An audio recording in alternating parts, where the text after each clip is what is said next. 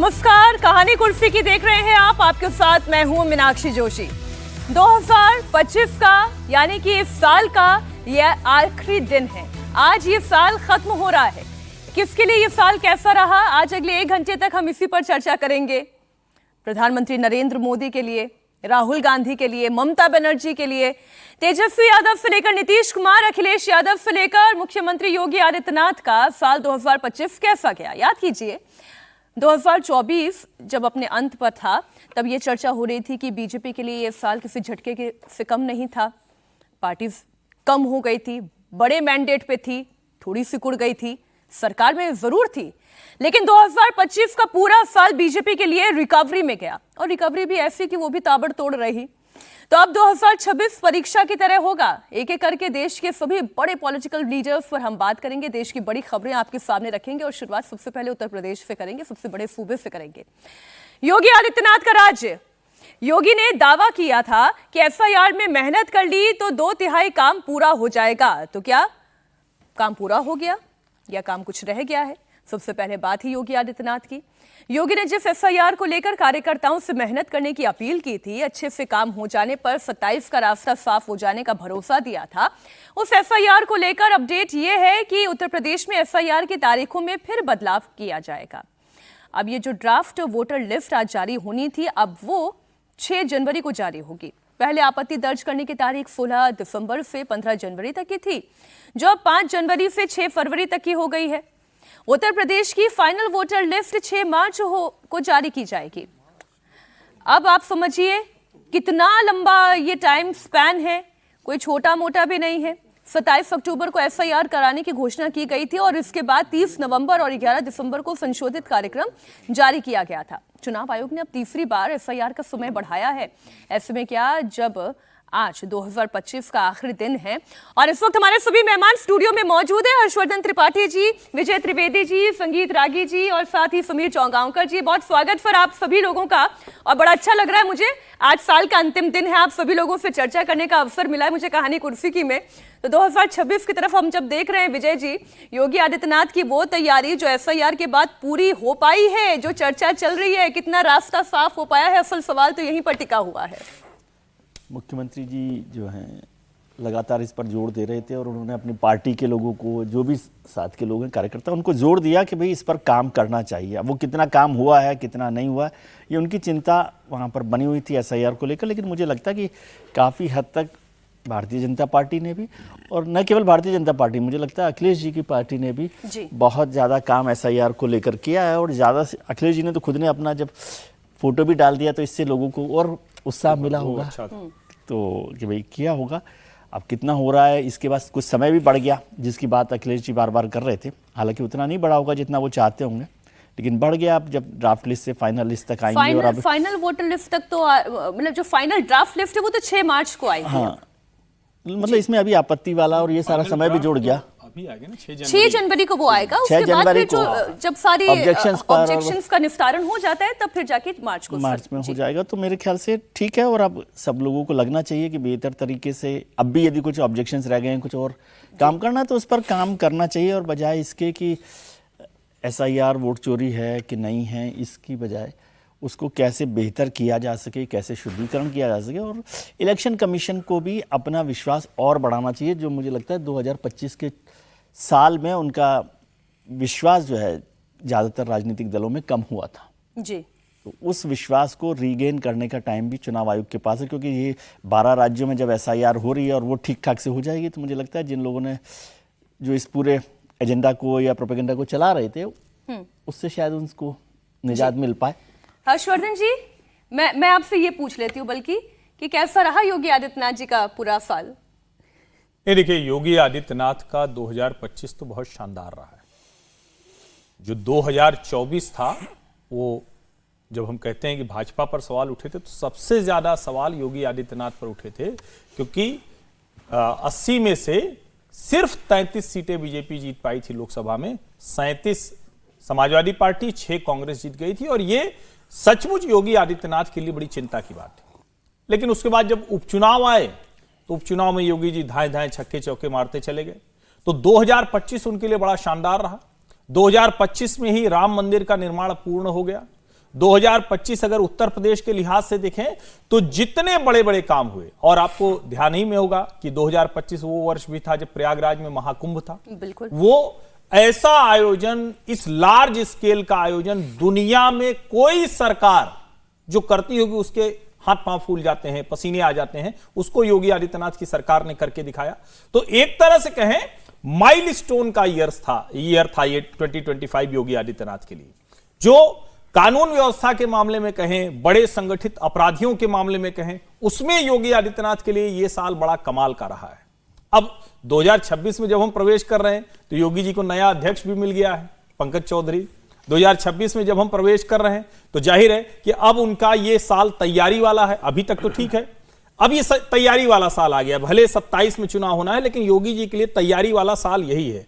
तो 25 की जो चीजें थी 26 में कैसे वो करेंगे, तो ये भी बहुत महत्वपूर्ण होगा। और उसमें SIR चिंता भी है, अवसर भी है, और जिसको कहें कि अपने आप को बहुत सीमेंटेड करके वो जिन सारी चीजों की हम बात कर रहे हैं उसको योगी आदित्यनाथ क्या सीमेंटिंग कर पाएंगे, क्या, ये देखना होगा। तैयारी में अभी मंत्रिमंडल में और कुछ नए सहयोगी जोड़ रहे हैं योगी जी। बिल्कुल सर, ये खबर भी मैं लूंगी, क्योंकि अभी जो हर्षवर्धन जी ने कहा कि वो तैयारियों वाला साल रहने जा रहा है 2026, तो पॉलिटिकल मैनिफेस्टेशंस भी होंगी और बहुत सारी अकोमोडेशंस भी होंगी।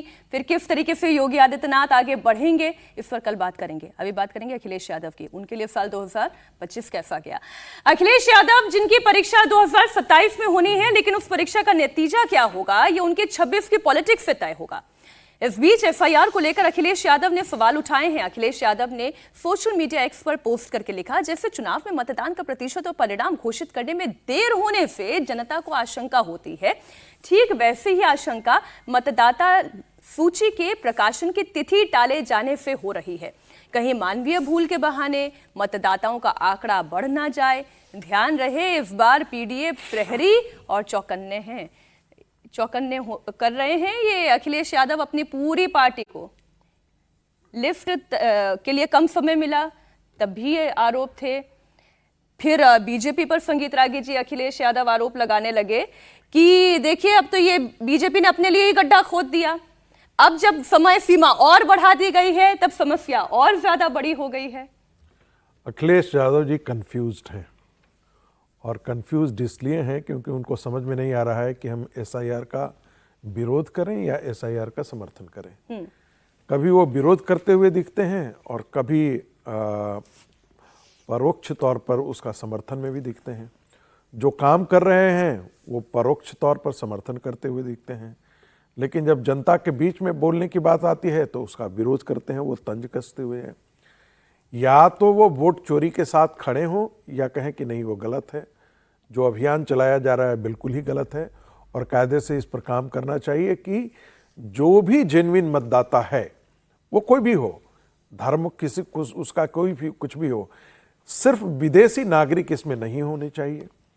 जो मृत्यु को प्राप्त कर गए हैं उनका नहीं होना चाहिए, डुप्लीकेशन ऑफ वोट्स नहीं होने चाहिए, जो जहां पर है वहां से यदि माइग्रेट कर गया है तो नहीं होने चाहिए। और इसके लिए जितने जिम्मेदारी इलेक्शन कमीशन की है उतनी ही जिम्मेदारी पॉलिटिकल पार्टियों की भी है। आखिर उनके BLA हैं तो BLA यही तो देख रहे होंगे, उनका दायित्व भी तो यही है ना। पॉलिटिकल पार्टियों का काम क्या है? पॉलिटिकल पार्टियों का एक कहा जाता है, जब हम लोग पढ़ाते भी हैं तो कहा जाता है कि जनता को और इलेक्टोरेट को एजुकेट करना, ये भी पॉलिटिकल पार्टियों का एक बहुत बड़ा काम है। जब हम भाषण देते हैं तो हम क्या कर रहे होते हैं? उनको मुद्दों से एजुकेट कर रहे होते हैं। तो यदि SIR का मामला है तो SIR का मामला तो बस इतना ही है ना कि जो जेन्युइन वोटर है वो इलेक्टोरल रोल में उसकी जगह बन जाए। अब उसमें समय लग रहा है, बिल्कुल समय लग रहा है। हम तो चाहते हैं कि और भी गंभीरता से हो, इसलिए क्योंकि यदि आधार कार्ड फेक बनाया गया है, यदि वोटर आई कार्ड गलत बनाया गया है, उनकी जांच पड़ताल करने के लिए यदि समय लगता है इलेक्शन कमीशन को तो बिल्कुल लगाना चाहिए। ये कोई ऐसा है तो नहीं, एक जिसे हम कहते हैं रिटन ऑन स्टोन तो नहीं है ना, पत्थर की लकीर तो नहीं है। यदि मान लेते हैं कि हमको 6 के बजाय यदि 10 फरवरी या 10 मार्च हमको जाना है, मुझे कोई आपत्ति नहीं है, इससे समय के बदलाव में कोई आपत्ति नहीं है। काम यदि प्रक्रिया गलत हो रही है उसकी तरफ आप इशारा कीजिए। कोई काम यदि 10 दिन के बाद यदि 15 दिन हो रहा है, हमको दिखाई दे रहा है, क्योंकि बीएलए जो काम टारगेट पर करना चाहिए था वो बेचारे नहीं कर पाए हैं। आप ही तो कह रहे थे कि बहुत ज्यादा उन पर प्रेशर है, तो यदि बहुत ज्यादा प्रेशर है तो समय तो लगेगा, हो सकता है उसको एक्सटेंड कर दिया हो। वैसी स्थिति में यदि लास्ट ड्राफ्ट में यदि देर होती है या उसका समय बढ़ाया जाता है तो उसको प्रश्न के घेरे में ला करके तंज कसना, जो एक्स पर जो लिखा है उन्होंने, मुझे लगता है वो ठीक यहाँ नहीं से है। शुरू कर दी कि अखिलेश यादव कंफ्यूज है, अब या तो वो कंफ्यूज है और साथ साथ जनता को भी कंफ्यूज करना चाह रहे हैं। लेकिन 24 में अखिलेश यादव का जब हम परफॉर्मेंस देखते हैं तो कितना शानदार उत्तर प्रदेश में पीडीए ने काम कर दिया। 25 में ऐसा लगा था वो ग्राफ और बढ़ेगा, बढ़ा घटा, कहां है अखिलेश यादव इस वक्त?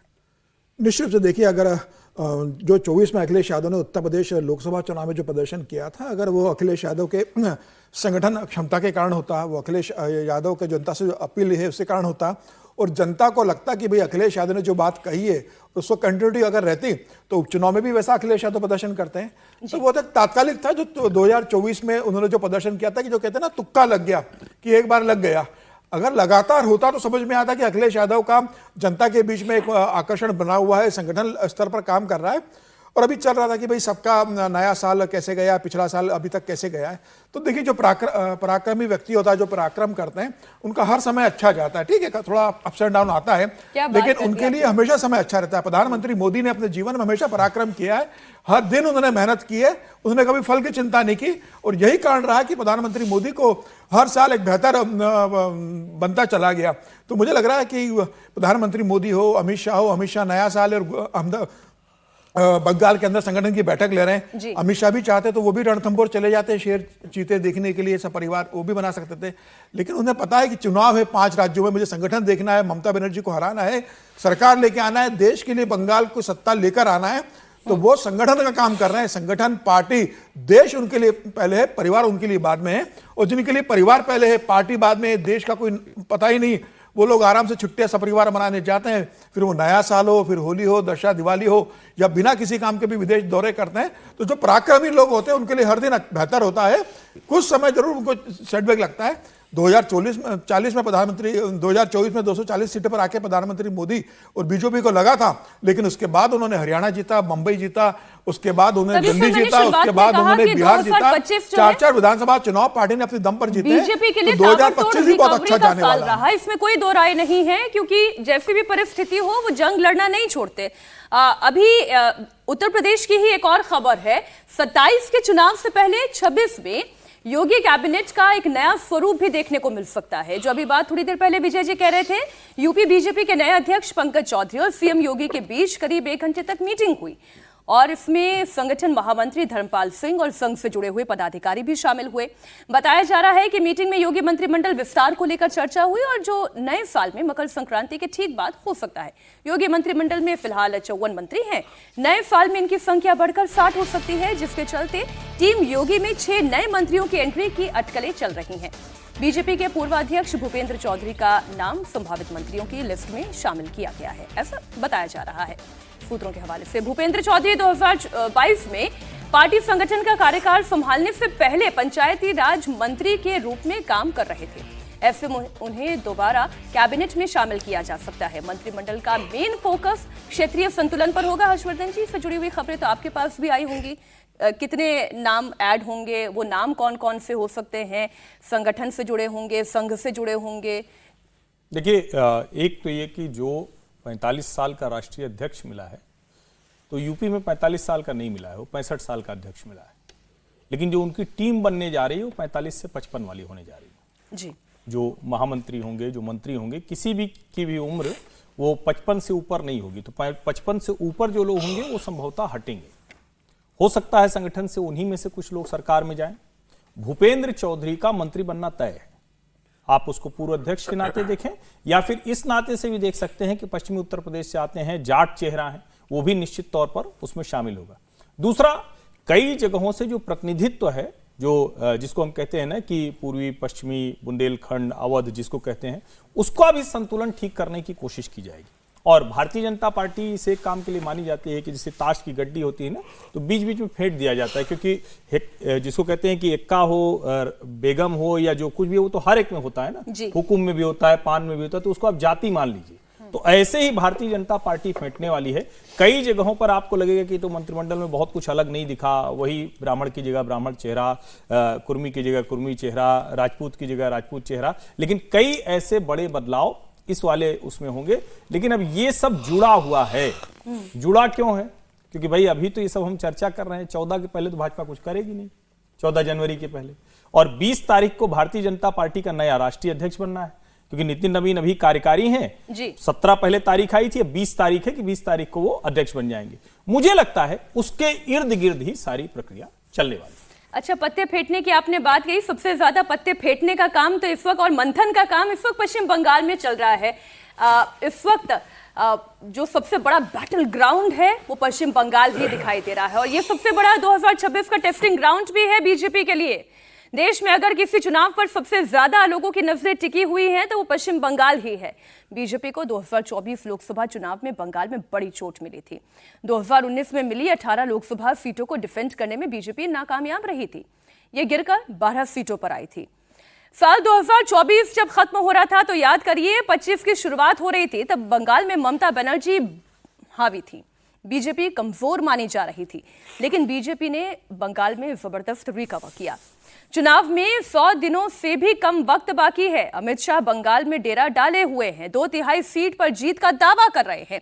2014 से अब तक बंगाल में बीजेपी के प्रोग्रेस ग्राफ को उन्होंने बताया। कल ही उन्होंने पूरी प्रेस कॉन्फ्रेंस की थी और पूरा समय लेकर आए थे, पत्रकारों को बता रहे थे पूरा समय लेकर आया हूं। ममता बनर्जी की विदाई तय है कह रहे थे, और आंकड़ों के दम पर होगा ये समझा रहे थे। बंगाल की जनता ममता बनर्जी की तुष्टीकरण की राजनीति से तंग आ चुकी है, ये कहना था अमित शाह का। उनका पहले बयान सुने, फिर करेंगे चर्चा। 2014 के चुनाव में हमें 17% वोट और 2 सीट मिले थे। 2016 के विधानसभा चुनाव में हमें 10% वोट मिले और विधानसभा की केवल 3 सीटें मिली थी।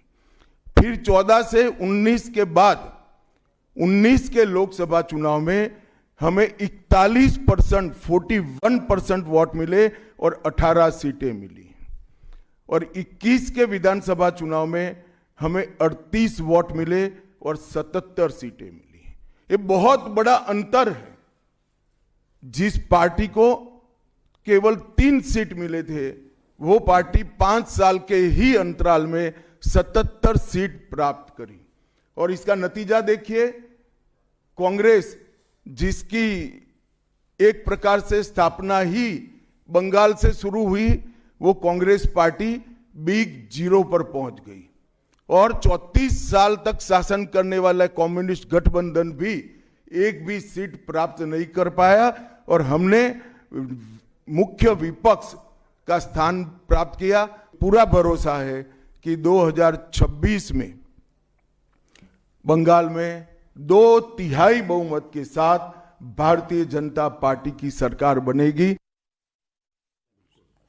ये जो बीजेपी 2/3 बहुमत मिलने की बात कह रही है, जो अमित शाह कह रहे थे, कुछ खबरें मैं आपके सामने रख देती हूं, और ये किस दम पर अमित शाह ये बातें कहते हैं, उसके पीछे उनके अपने तर्क क्या हैं, उससे जुड़ती हुई ये खबरें हैं। फिर संगीत रागी जी मैं आपके पास आऊंगी। अमित मालवीय ने अभी थोड़ी देर पहले एक पोस्ट किया, उन्होंने कहा कि no women is safe in Mamata Banerjee's West Bengal, disturbing visuals are emerging for Basanti block. ये उत्तर भंगनमारी विलेज की बात कर रहे हैं, साउथ 24 परगना डिस्ट्रिक्ट के अंतर्गत ये आती है। फिर एक और खबर की वो बात कर रहे हैं, SIR camp was burned down. BJP का एसआईआर कैंप जो है वो जला दिया गया, और पुलिस को जब ये इंफॉर्मेशन दी गई कि स्थिति ठीक नहीं चल रही है, जरा सुरक्षा दें, उसके बावजूद ये घटना घट गई। What is Mamata Banerjee and the TMC, why Mamata Banerjee so scared? Mamata Banerjee को डरने की जरूरत है? देखिए, ममता बनर्जी अभी तो डरा रही हैं। अभी तो वो ऐसा कहीं से नहीं दिख रहा है कि वो डर रही हैं। वो डर रही हैं इसलिए डरा रही हैं। वो डर रही हैं इसलिए भी डरा रही हैं। एक और भी बड़ा डेवलपमेंट घटित हुआ है। केरला के अंदर जो है वो एक मुस्लिम विधायक जो है वो तृणमूल कांग्रेस ज्वाइन कर लिया है, और ऐसा जानकारी आ रही है कि वो यूडीएफ के साथ मिलकर के चुनाव लड़ा है। हो सकता है कि ममता बनर्जी जो है वो बदरुद्दीन अजमल के साथ भी चुनाव में जा सकते हैं, गठबंधन कर सकते हैं कि वो केरला में आसाम के अंदर वो उनको मदद करें और वो यहाँ आकर के उनके लिए कैंपेन करें। तो ये भी एक फैक्टर दिखाई दे रहा है। लेकिन बंगाल की चुनाव बहुत महत्वपूर्ण है और जिस प्रकार से बिहार को प्रतिष्ठा का प्रश्न भारतीय जनता पार्टी ने बना लिया था और अमित शाह जी के वहाँ रहने से पूरा का पूरा बिहार का चुनावी परिदृश्य बदल गया था। मुझे लगता है कि यदि बंगाल जीतना है तो अमित शाह जी को बाकी अन्य जो प्रभारी होते हैं उनके भरोसे नहीं छोड़ना पड़ेगा, उनको कैंप करना ही पड़ेगा। जिस प्रकार से 2014 के चुनाव में उत्तर प्रदेश में उनकी कैंपिंग हुई थी, उसी प्रकार से बंगाल में चुनाव में उनका कैंप करना ही पड़ेगा। उनको पूरी तरीके से निगरानी पर रखना पड़ेगा। उससे दो चीज़ें होंगी, एक तो जो जिनको हम कहते हैं ब्यूरोक्रेसी जो जिस प्रकार से बदतमीजी करता है और ममता बनर्जी के साथ वहाँ का पुलिस और ये बाकी सारी चीज़ें जो है वो एक साथ खड़ा हो जाता है, उनके रहने से कुछ न कुछ इसका असर तो जरूर पड़ेगा डर का, ताकि वो निष्पक्ष रूप से काम कर सके। एक दूसरी बात है, हमें BL संतोष की बात भूलना नहीं चाहिए। BL संतोष जब वो कह रहे हैं और असम के मुख्यमंत्री ने भी, हेमंता बिस्वा शर्मा ने भी उस बात को रहे हैं कि ये चुनाव भारतीय जनता पार्टी के लिए सिर्फ एक बंगाल में चुनाव जीतना भर नहीं है, ये चुनाव भारतीय सभ्यता, सनातन संस्कृति, हिंदू सभ्यता बच पाएगी या नहीं बच पाएगी, ये उसकी लड़ाई है। यदि ममता बनर्जी जीत करके आती हैं तो ये मैं मान करके चलता हूं, या आसाम में उलटफेर होता है तो मैं मानता हूं ये हिंदू सभ्यता और हिंदू संस्कृति के लिए खतरा पैदा होगा। जो बंगाल के अंदर हम देख रहे हैं, बांग्लादेश के अंदर देख रहे हैं, उसकी धमक जो है वो पश्चिम बंगाल पर भी आने वाले दिनों में पड़ेगी, जो अभी से दिखती है लेकिन उसका और एक बड़ा रूप हमको देखने को मिल सकता है।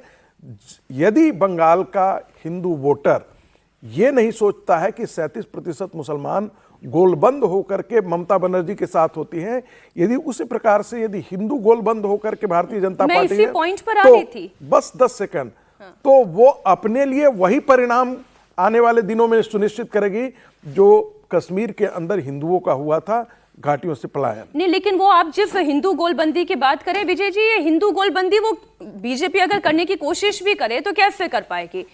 हुमायूं कबीर को जब ममता बनर्जी बाबरी मस्जिद बनाने के नाम पर पार्टी से निकाल कर बाहर कर देती हैं और फिर वो हिंदू वोटों की गोलबंदी के लिए महाकाल मंदिर बनाने के ऐलान की बात कर देती हैं, दुर्गा आंगन वो बना देती हैं, तो कैसे हिंदू गोलबंदी होगी? बीजेपी के लिए कैसे हिंदू खड़ा होगा जब ममता बनर्जी ने उसकी भी काट ढूंढ निकाली है? काउंटर पोलराइजेशन वो होने नहीं देंगे, अभी तक जो तस्वीर दिखाई दे रही, ऐसा मेरा मानना है। बाकी आप बताएं। नहीं तो पिछले चुनाव में क्या हिंदुओं ने वोट नहीं दिया? ममता बनर्जी को दिया ही है ना।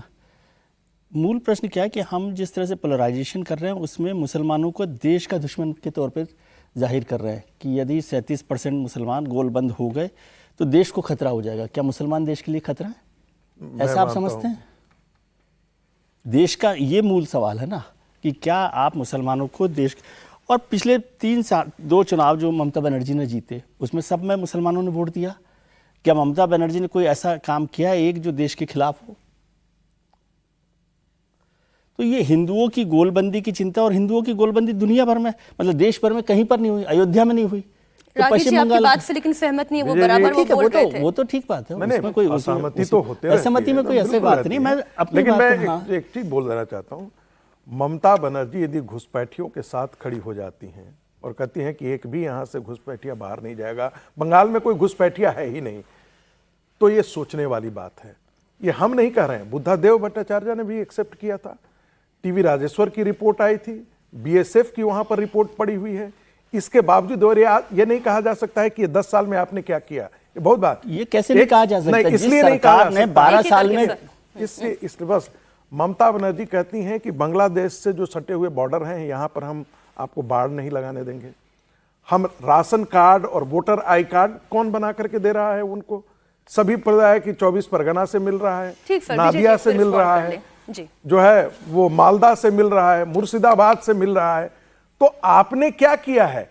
आज कोई बता रहा था कि पूरा कलकत्ता का कोई 10-10, 12-12 स्ट्रीट जो है वहां पे झुग्गियां बस गई हैं, उनको यहां आने से पहले ही उनको वोटर आई कार्ड बन जाता है, और ये सारे बांग्लादेशी घुसपैठिए हैं। इनको शरण तो ममता, ये देश विरोधी नहीं है तो और क्या है? ठीक सर, दो विजय जी। बातों को अलग अलग करना चाहिए, घुसपैठियों को और मुसलमानों को। या तो आप कह रहे हैं कि 37% घुसपैठियां, मैं या ये 37% नहीं मुसलमान कह रहा हूं। उन आप जब ये कहते हैं कि मुसलमानों की बांग्लादेशी गोलबंदी देश के लिए घुसपैठियों खतरनाक, अब सर मुझे भी बोल लेने दीजिए। बिल्कुल सर, बिल्कुल बिल्कुल बिल्कुल। तो घुसपैठियों और मुसलमानों में फर्क करेंगे कि नहीं करेंगे, पहली बात। फिर घुसपैठियों में ममता बनर्जी ने जो किया नहीं किया, सपोर्ट कर रही होंगी, इसमें कोई वो नहीं है कि कर रही है कि नहीं कर रही। मोदी सरकार ने क्या किया? पहला काम था जिम्मेदारी कि क्या वो रोक सकती थी घुसपैठियों को आने से? रोका? नहीं रोका। उसमें एक कारण बताया जाता है कि फेंसिंग नहीं हुई, ममता बनर्जी ने ज़मीन नहीं दी। और उन्होंने भी अपने जवाब दिए होंगे, जो अमित शाह जी ने कल कहा भाई मैंने इतनी चिट्ठियाँ लिख दी, उनका जवाब उन्होंने दिया, वो अलग मुद्दा हो सकता है। क्या केवल वही पॉइंट्स हैं फेंसिंग के जहाँ से घुसपैठिए आ रहे हैं? दूसरी बात, घुसपैठियों को रोकना, घुसपैठियों को बाहर करना तो छोड़िए, 11 साल में आपकी सरकार ये नहीं बता पाई कि घुसपैठिए हैं कितने। अभी तो आप उनको पहचान करना, घुसपैठियों की पहचान करना, डिटेक्ट करना का जो कहा गया, डिटेक्ट, डिलीट एंड डिपोर्ट, तो डिपोर्ट तो बहुत दूर है, अभी तो डिटेक्ट आप नहीं कर पाए हैं। जो श्री प्रकाश जायसवाल का जो आंकड़ा है, जो यूपीए सरकार का था, उसको लेकर ये सरकार चल रही है। बिल्कुल बिल्कुल, अभी तक आप 11 साल में डिटेक्ट नहीं कर पाए हैं तो डिपोर्ट तो कब करेंगे? तो इसको केवल इलेक्टोरल इशू बना के, और आपने देख लिया झारखंड में आपने बनाया, वो दामाद घुसपैठिए बनाया था, क्या हुआ नतीजा? ठीक सर, इस पे समीर जी आपका रिएक्शन, ये खेला होबे कि नहीं होबे? नहीं, मुझे लगता है कि इस बार ममता बनर्जी के लिए सबसे कठिन चुनौती है, और इस बार भारतीय जनता पार्टी बहुत अच्छी स्थिति में है। देखिए 2011 का चुनाव देखें, फिर 2016 का चुनाव देखें, या 2021 का चुनाव देखें, निश्चित रूप से ममता बनर्जी ने 2011 से लेकर लगातार अपनी स्थिति वहाँ मजबूत की थी। लेकिन अब अगर पिछले 5 साल का ममता बनर्जी का कार्यकाल देखेंगे तो ममता बनर्जी ने बंगाल में कुछ एड ऑन नहीं किया। बंगाल से सब गया ही गया है, लोगों का पलायन हुआ है, लोगों का भरोसा गया है, हिंदुओं में एक डर बैठा है, वहाँ पर कोई बड़े उद्योग नहीं लगे। ममता बनर्जी की पार्टी के अंदर जिस तरीके से विधायकों और सांसदों के अंदर आपस में मतभेद निकल कर आए थे, यहाँ सांसद जिस तरीके से लड़े थे, तो ममता बनर्जी की स्थिति बहुत अच्छी नहीं है। और ममता बनर्जी के जो बयान आ रहे हैं प्रधानमंत्री मोदी को लेकर, अमित शाह जी को लेकर, दुर्योधन दुशासन कहना, शकुनी के लाडले कहना, इस तरह के जो बयान ममता बनर्जी दे रही, ये बता रहा है। और अब जब 25 साल जब पहले 77 से लेकर कांग्रेस की सरकार रही, उसके बाद 34 साल लेफ्ट की सरकार रही, 15 साल से ममता बनर्जी की सरकार है, तो 74 साल के बाद मुझे लग रहा है कि अब भारतीय जनता पार्टी वहां पूर्ण बहुमत की सरकार बनाने की स्थिति में आ गई है। और अब 94,000 वहां पर जो बूथ है, वहां भारतीय जनता पार्टी ने हर बूथ पर अपने एक बूथ इंचार्ज बना दिया है। और जो जमीनी स्तर पर भारतीय जनता पार्टी का संगठन संघ के साथ मिलकर काम कर रहा है, मुझे लग रहा है कि इस बार पश्चिम बंगाल के चुनाव परिणाम ममता जी के लिए बहुत चौंकाने वाले होंगे, और भारतीय जनता पार्टी इस बार पूर्ण बहुमत की सरकार बनाएगी। बहुत छोटा सा सर एक क्विक कमेंट हर्षवर्धन जी, मुझे आपसे भी चाहिए। ममता बनर्जी के लिए सबसे मुश्किल लड़ाई इस साल की है? निश्चित तौर पर सबसे मुश्किल लड़ाई है, और ये खुद वो मान रही है, वरना इस बात की आवश्यकता क्यों पड़ती कि जगन्नाथपुरी वहां से जगन्नाथ धाम बनाना है बंगाल में, महाकाल उज्जैन से यहां आकर बनाना है। इस तरह की प्रैक्टिस करने का सीधा सा मतलब है कि ममता बनर्जी डर रही, वो डरा रही, वो एक दूसरी बात है, लेकिन मूल रूप से वो डर रही जी। अगर वो डर नहीं रही होती तो उनके जो एक्शंस हैं, जरा आप उसको ध्यान से देखिए।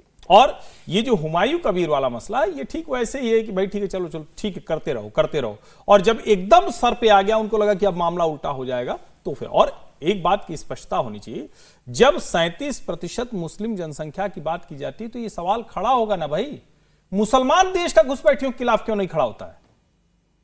कोई नहीं कह रहा है कि इस देश का मुसलमान देशद्रोही है, देश विरोधी है, देश के खिलाफ खड़ा है।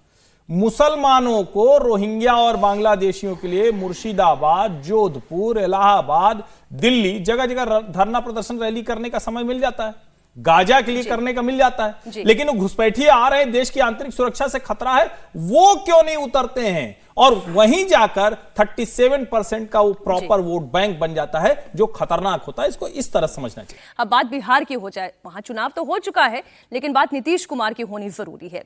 24 के बाद जब 25 का आगाज हुआ तो ऐसा लगा था कि नरेंद्र मोदी पूरी तरह से नीतीश कुमार पर डिपेंडेंट हैं। नीतीश कुमार सबसे स्ट्रांग नजर आ रहे थे, मजबूरी नहीं बल्कि जरूरी दिखाई दे रहे थे।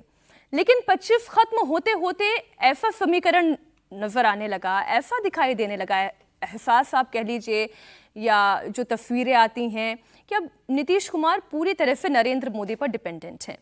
नीतीश कुमार ने इस साल बतौर मुख्यमंत्री सबसे ज्यादा बार शपथ लेने का 10 बार यूनिक रिकॉर्ड अपने नाम किया, लेकिन साल के आखिर में हिजाब विवाद में वो चौतरफा आलोचना के शिकार हो गए। उनके तबीयत को लेकर, उनके उम्र को लेकर उनके विरोधियों ने बहुत सारे सवाल खड़े किए।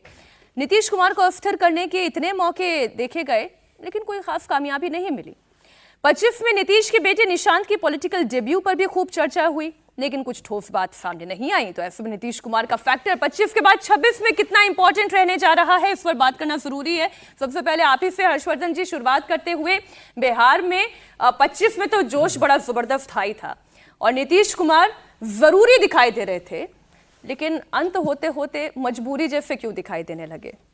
या सब चाहते हैं कि नीतीश कुमार जैसा ही एक उनको सहयोगी मिल जाए जिस पर बीजेपी का वरद हस्त हो? मीनाक्षी, ये हम लोग बात कर करके नीतीश जी को प्रासंगिक बनाए हुए। अच्छा, नीतीश जी अब प्रासंगिक नहीं है।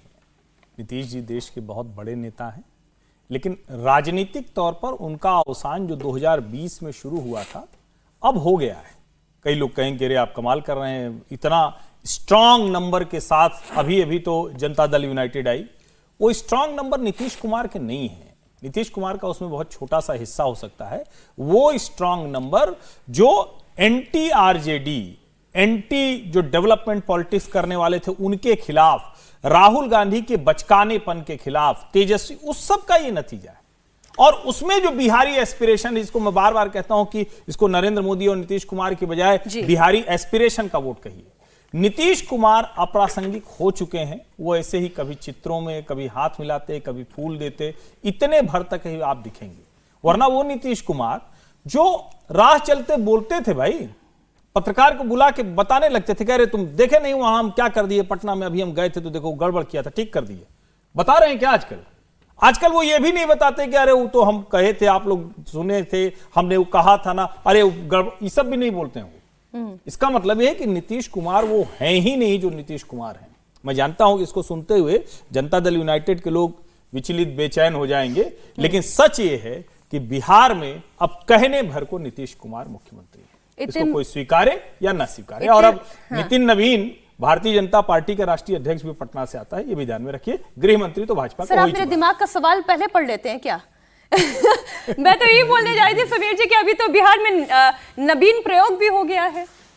देखिए, नितिन नवीन आए बिहार से, नीतीश कुमार का कद बहुत बड़ा है। मतलब नितिन नवीन बच्चे उनके सामने राजनीतिक रूप से भले ही भारतीय जनता पार्टी को राष्ट्रीय अध्यक्ष बन जाए, और जिस व्यक्ति का 40 साल का राजनीतिक कैरियर रहा हो, 1985 में पहली बार विधायक बनते हैं, 1989 में पहली बार सांसद बनते हैं, और उसके बाद एक प्रादेशिक स्तर का नेता राष्ट्रीय स्तर के नेता का कद पा लेता है, और तमाम बड़ी राजनीतिक दल उसके सामने पानी भरते हैं बिहार के अंदर, और सबको लगता है कि नीतीश नहीं रहेगा तो हम बिहार में कुछ नहीं कर सकते। वो नेता 40 साल लगातार केंद्र बिंदु बना रहा, चाहे फिर अटल बिहारी की केंद्र की सरकार रही हो तो बिहार में रहे हो, चाहे प्रधानमंत्री मोदी रहे हो, चाहे लालू प्रसाद यादव के साथ जाए, नीतीश जिसके साथ गए सत्ता उसके साथ रही। यह नीतीश कुमार का एक राजनीतिक रहा, और मुझे लगता है ऐसे राजनीतिक नेता दुर्लभ है जो 40 साल सत्ता में रहे, बने रहे। बहुत ज्यादा कंट्रोवर्सी में बहुत पड़े नहीं, बाद में उनके जीवन में जरूर कंट्रोवर्सी आती गई, लेकिन परिवारवाद का उनके ऊपर आरोप नहीं लगा, कोई करप्शन का आरोप नहीं लगा। 10 बार के मुख्यमंत्री बनना, केंद्र मंत्री बनना, इतना लंबा राजनीतिक जीवन लेकर नीतीश कुमार चले। अब ठीक है, इस उम्र में आके तो उनका निश्चित रूप से एक अवसान का समय आता है कि उनका स्वास्थ्य साथ नहीं दे रहा, उम्र भी लगभग हो गई है। लेकिन मुझे लगता है कि नीतीश कुमार का जीवन अगर देखें तो नीतीश कुमार के लिए सारे साल बहुत अच्छे रहे। सिर्फ ये नहीं कि 2025 अच्छा गया कि वो मुख्यमंत्री बने। नीतीश कुमार को 1985 से लेकर 40 साल तक अगर आप राजनीतिक जीवन देखें, हर साल उनके लिए अच्छा रहा। कोई भी राजनीतिक केंद्र में सरकार बनी हो, 10 बार मुख्यमंत्री पद की शपथ ले ले, लेकिन उनकी योग्यता है ना ये कि सभी जानते थे कि बिना नीतीश के हम बिहार में कुछ नहीं है। ये भी तो आपकी बहुत बड़ी यूएसपी ना, ताकत है कि आपके बिना कोई सरकार नहीं बना सकता। भले आप केंद्र में कितने पावरफुल हो, बिहार में तो आपको नीतीश कुमार के सामने ही पानी पीना है बैठकर। जो व्यक्ति नीतीश कुमार जिस पार्टी के साथ खड़े हो जाए उस पार्टी की पावर हो जाती है। उसकी ताकत है कि इतना बीमार मानने के बाद भी सबकी मजबूरी है कि नीतीश कुमार को मुख्यमंत्री बना के रखना, ये तो उनकी ताकत है मुझे लगता है। तो नीतीश कुमार फिलहाल अभी बने रहेंगे। अब कब तक बने रहेंगे ये उनके स्वास्थ्य पे और गठबंधन की राजनीति पर निर्भर करता है। सर कोई कमेंट? बने रहेंगे जब तक वो चाहेंगे। वो कौन? नीतीश कुमार जी अच्छा। चाहेंगे। और जो अभी कारण मुझे गिनाए लगा गए वो बिहार मतलब बिहार में BJP वाले वो। बिहार में चुनाव में जीत के जितने कारण हो सकते हैं वो सब कारण शामिल हैं। जी। लेकिन अगर केवल वही कारण होते तो भारतीय जनता पार्टी नीतीश कुमार जी के साथ नहीं जाती और वापस भी नहीं लेकर आती वो इंडिया ब्लॉक से। भारतीय जनता पार्टी को समझ में आ गया कि बिना नीतीश कुमार की ये नैया पार नहीं हो सकती। पटना की गंगा का बहाव तेज है और उसके लिए एक ऐसा अनुभवी नाविक चाहिए जो नीतीश कुमार है, और भारतीय जनता पार्टी के पास ऐसे नाविक नहीं है। ये सच है और हम सबकी चर्चा से प्रासंगिक नहीं है, वो भारतीय जनता पार्टी की वजह से प्रासंगिक है। और भारतीय जनता पार्टी की वजह से इसलिए प्रासंगिक है क्योंकि भारतीय जनता पार्टी खुद प्रासंगिक नीतीश कुमार जी की वजह से है। बिहार के रेफरेंस में हम बात कर रहे हैं तो बिहार में, और इसलिए नीतीश कुमार जी को ना चाहते हुए भी बीजेपी ने तो तमाम कोशिश कर ली। अमित शाह जी ने तो कहा ही था कि हम बाद में तय करेंगे मुख्यमंत्री कौन होगा, नहीं होगा, विधायक दल की बैठक में होगा, लेकिन फाइनली वहीं आ गए। एक और डेवलपमेंट हुआ, मैं बताऊं, नितिन नवीन साहब ने कल परसों शायद तेजस्वी जी के साथ लंबी फोन पर बातचीत की है, तो वो भी एक डेवलपमेंट है। हालांकि वो केवल एक शिष्टाचार वाली बात थी वहां पर, लेकिन वो वाली बात पे हर्षवर्धन जी आपको इतनी हंसी क्यों आई? मैंने जब बोला कि विजय जी ने कहा कि जब तक वो चाहेंगे, यानी नीतीश कुमार, मैंने कहा नहीं मतलब देखिए, अब पता नहीं विजय जी कह रहे हैं कि नीतीश जी जब तक चाहेंगे, जब वो, तो मुझे तो वही लगा, मुझे भी वही लगा। अब लेकिन अब विजय जी को लग रहा है तो विजय जी बड़े हैं, ज्यादा समझ रहे हैं, तो ठीक समझ रहे होंगे। भारतीय जनता पार्टी चाहती थी, भारतीय जनता पार्टी तो पहले दिन भी नहीं चाह रही थी ना नीतीश कुमार जी को मुख्यमंत्री बनाना। चाह रही थी क्या? नहीं चाह रही थी। नीतीश कुमार भी क्यों नहीं चाहेंगे? वो तो यही चाहेंगे। हाँ, तो वो चाहेंगे ही कि इसलिए है। और जो मूल बात कर रहे हैं, हाँ, उस लंबे राजनीतिक करियर पर तो किसी को संदेह ही नहीं। मैं तो कह ही रहा हूं ना कि भाई वो बड़े शानदार, बहुत जबरदस्त नेता रहे, वंशवाद परिवारवाद पर भी किसी, लेकिन क्या अब वो नीतीश कुमार वैसे हैं? सचमुच इतने प्रासंगिक है? लेकिन सर मैं तो ये कह रही हूँ, वो यानी कि बीजेपी के वो चाहते हैं कि वो यानी कि वो नीतीश कुमार मुख्यमंत्री बने रहे। प्रासंगिकता मैं बता देता हूँ। प्रधानमंत्री जी ने निशांत को लेकर भी नीतीश कुमार जी से बात की, ऐसी जानकारी मुझे मिली है। अब थोड़ा और इसको अच्छे से समझ लें। ठीक है। अभी तक इतने प्रासंगिक थे कि नीतीश जी ड्राइविंग सीट पर थे, अब आगे वाली सीट पर बढ़िया सज्जा के बैठते हैं। अच्छा, बस इतना ही अंतर है। अब इसके बाद जिसको जैसा समझना हो वो प्रासंगिकता। मैं आरजेडी की बात कर लेती हूं, वो आगे की सीट पर। ठीक है, एक और वो की बात कर लेते हैं, यह है आरजेडी।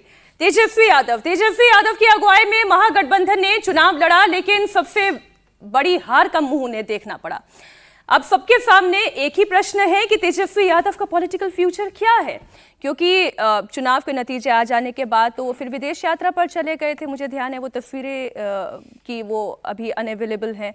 फिर हालांकि ये भी पता चला कि परिवार के साथ बहुत दिनों से छुट्टियां नहीं मनाई थी, तो छुट्टी मनाने गए थे। खैर, 2025 लालू परिवार के लिए किसी बुरे सपने या सदमे से कम नहीं था। तेजस्वी का सीएम बनने का ख्वाब टूटा, बड़ी मुश्किल से नेता विपक्ष की कुर्सी आई। सिर्फ सपने ही नहीं टूटे, परिवार भी टूटा। बड़ी बहन रोहिणी आचार्य घर छोड़कर चली गई। बड़े भाई पार्टी और परिवार दोनों से बेदखल हो गए। जो 25 में सबसे बड़ा डायनामिक लीडर लग रहा था, 24 के शुरू होने से पहले ही चुनौतियों से घिर गया। प्रोफेसर साहब 25 में 25 पे सिमट गए। 25 पे 25, अच्छी लाइन है। प्रोफेसर साहब कुछ कहें उसके पहले एक चीज है कि आप लोग, भाई कल्चर है ये, फिर कह रहा हूं कल्चर है ये, क्रिसमस की छुट्टी बहुत से लोग मनाते हैं हफ्ते 10 दिन की, बस इतना ही था। सर आपका वो कल्चर कहाँ, कौन से वाले कल्चर के रेफरेंस में जा रहा है, मैं वो भी समझ रही हूँ। हाँ जी सर।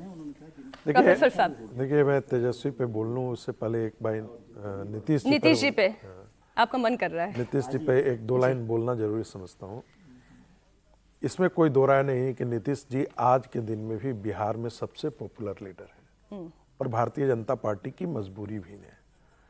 भारतीय जनता पार्टी उनसे अलग होकर के चाहे कि आज के दिन में वहाँ पर अकेले अपने बल पर सत्ता में आ जाए, तो ये असंभव है, ये संभव नहीं है, क्योंकि उनका एक अपना वोट बैंक क्रिएट किया हुआ है नीतीश जी का, वो उनके साथ ही जाता है। इस बिहार चुनाव में भी वो बार बार यही कह रहा था, वोट तो दे देते हैं, देखते हैं नीतीश जी को बनाता है या नहीं बनाता है बीजेपी, इस प्रकार की बात थी। लेकिन इस बात में भी सच्चाई है कि नीतीश जी आज ड्राइविंग सीट पर नहीं है, और ये आज नहीं, वो बहुत दिनों से ड्राइविंग सीट पर नहीं है। उनके इर्द गिर्द जो ब्यूरोक्रेट्स हैं, यदि आप पटना में आप बात करेंगे, बिहार के अंदर आप बात करेंगे, पुलिस वाले से बात करेंगे, ब्यूरोक्रेसी से बात करेंगे, तो आपको बहुत आसान बता देंगे। इसकी जानकारी मुझे भी है और आपके दर्शक यदि पटना में सुन रहे होंगे, ब्यूरोक्रेट सुन रहे होंगे, तो उनको भी पता है कि कुछ ब्यूरोक्रेट्स हैं जो वही चलाते हैं। और बड़ा एक अच्छा उदाहरण बदलते हैं। कहते हैं कि एक अमेरिकन कोई कंपनी है एमवे कंपनी जो है ना, वो डिस्ट्रिक्ट लेवल तक उसका प्रसार हो जाता है, प्रोडक्ट का पता नहीं लगता है। वैसे ही बिहार में नीतीश जी के अभी के शासनकाल में, जिसे हम कहते हैं ना स्ट्रक्चर, ठेकेदार ये वो कहाँ पर बटा हुआ है, ये नीचे तक डिस्ट्रिक्ट लेवल तक बटा है। इस चीज को तोड़ना, और ये ब्यूरोक्रेसी के द्वारा किया हुआ है, इस चीज को तोड़ना सबसे आवश्यक है यदि नीतीश का सुशासन का जो एजेंडा है वो रिटर्न करता है तो।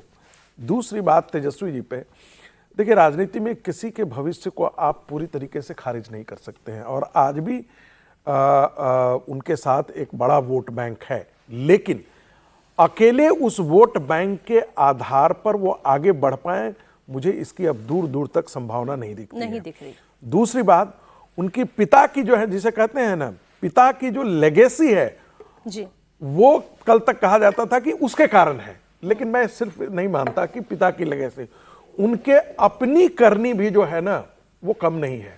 वो कहीं से ये नहीं बता रहे हैं कि वो जनता से जुड़ करके जिस प्रकार की भाषा का प्रयोग उन्होंने किया था, लगभग उसी प्रकार का भाषा जो है, जैसे उत्तर प्रदेश चुनाव से पहले कुछ लोगों ने उत्तर प्रदेश में कहा कि थानेदार को धमकाया, कहा कि अच्छा भैया को जीत करके आना तब बताते हैं।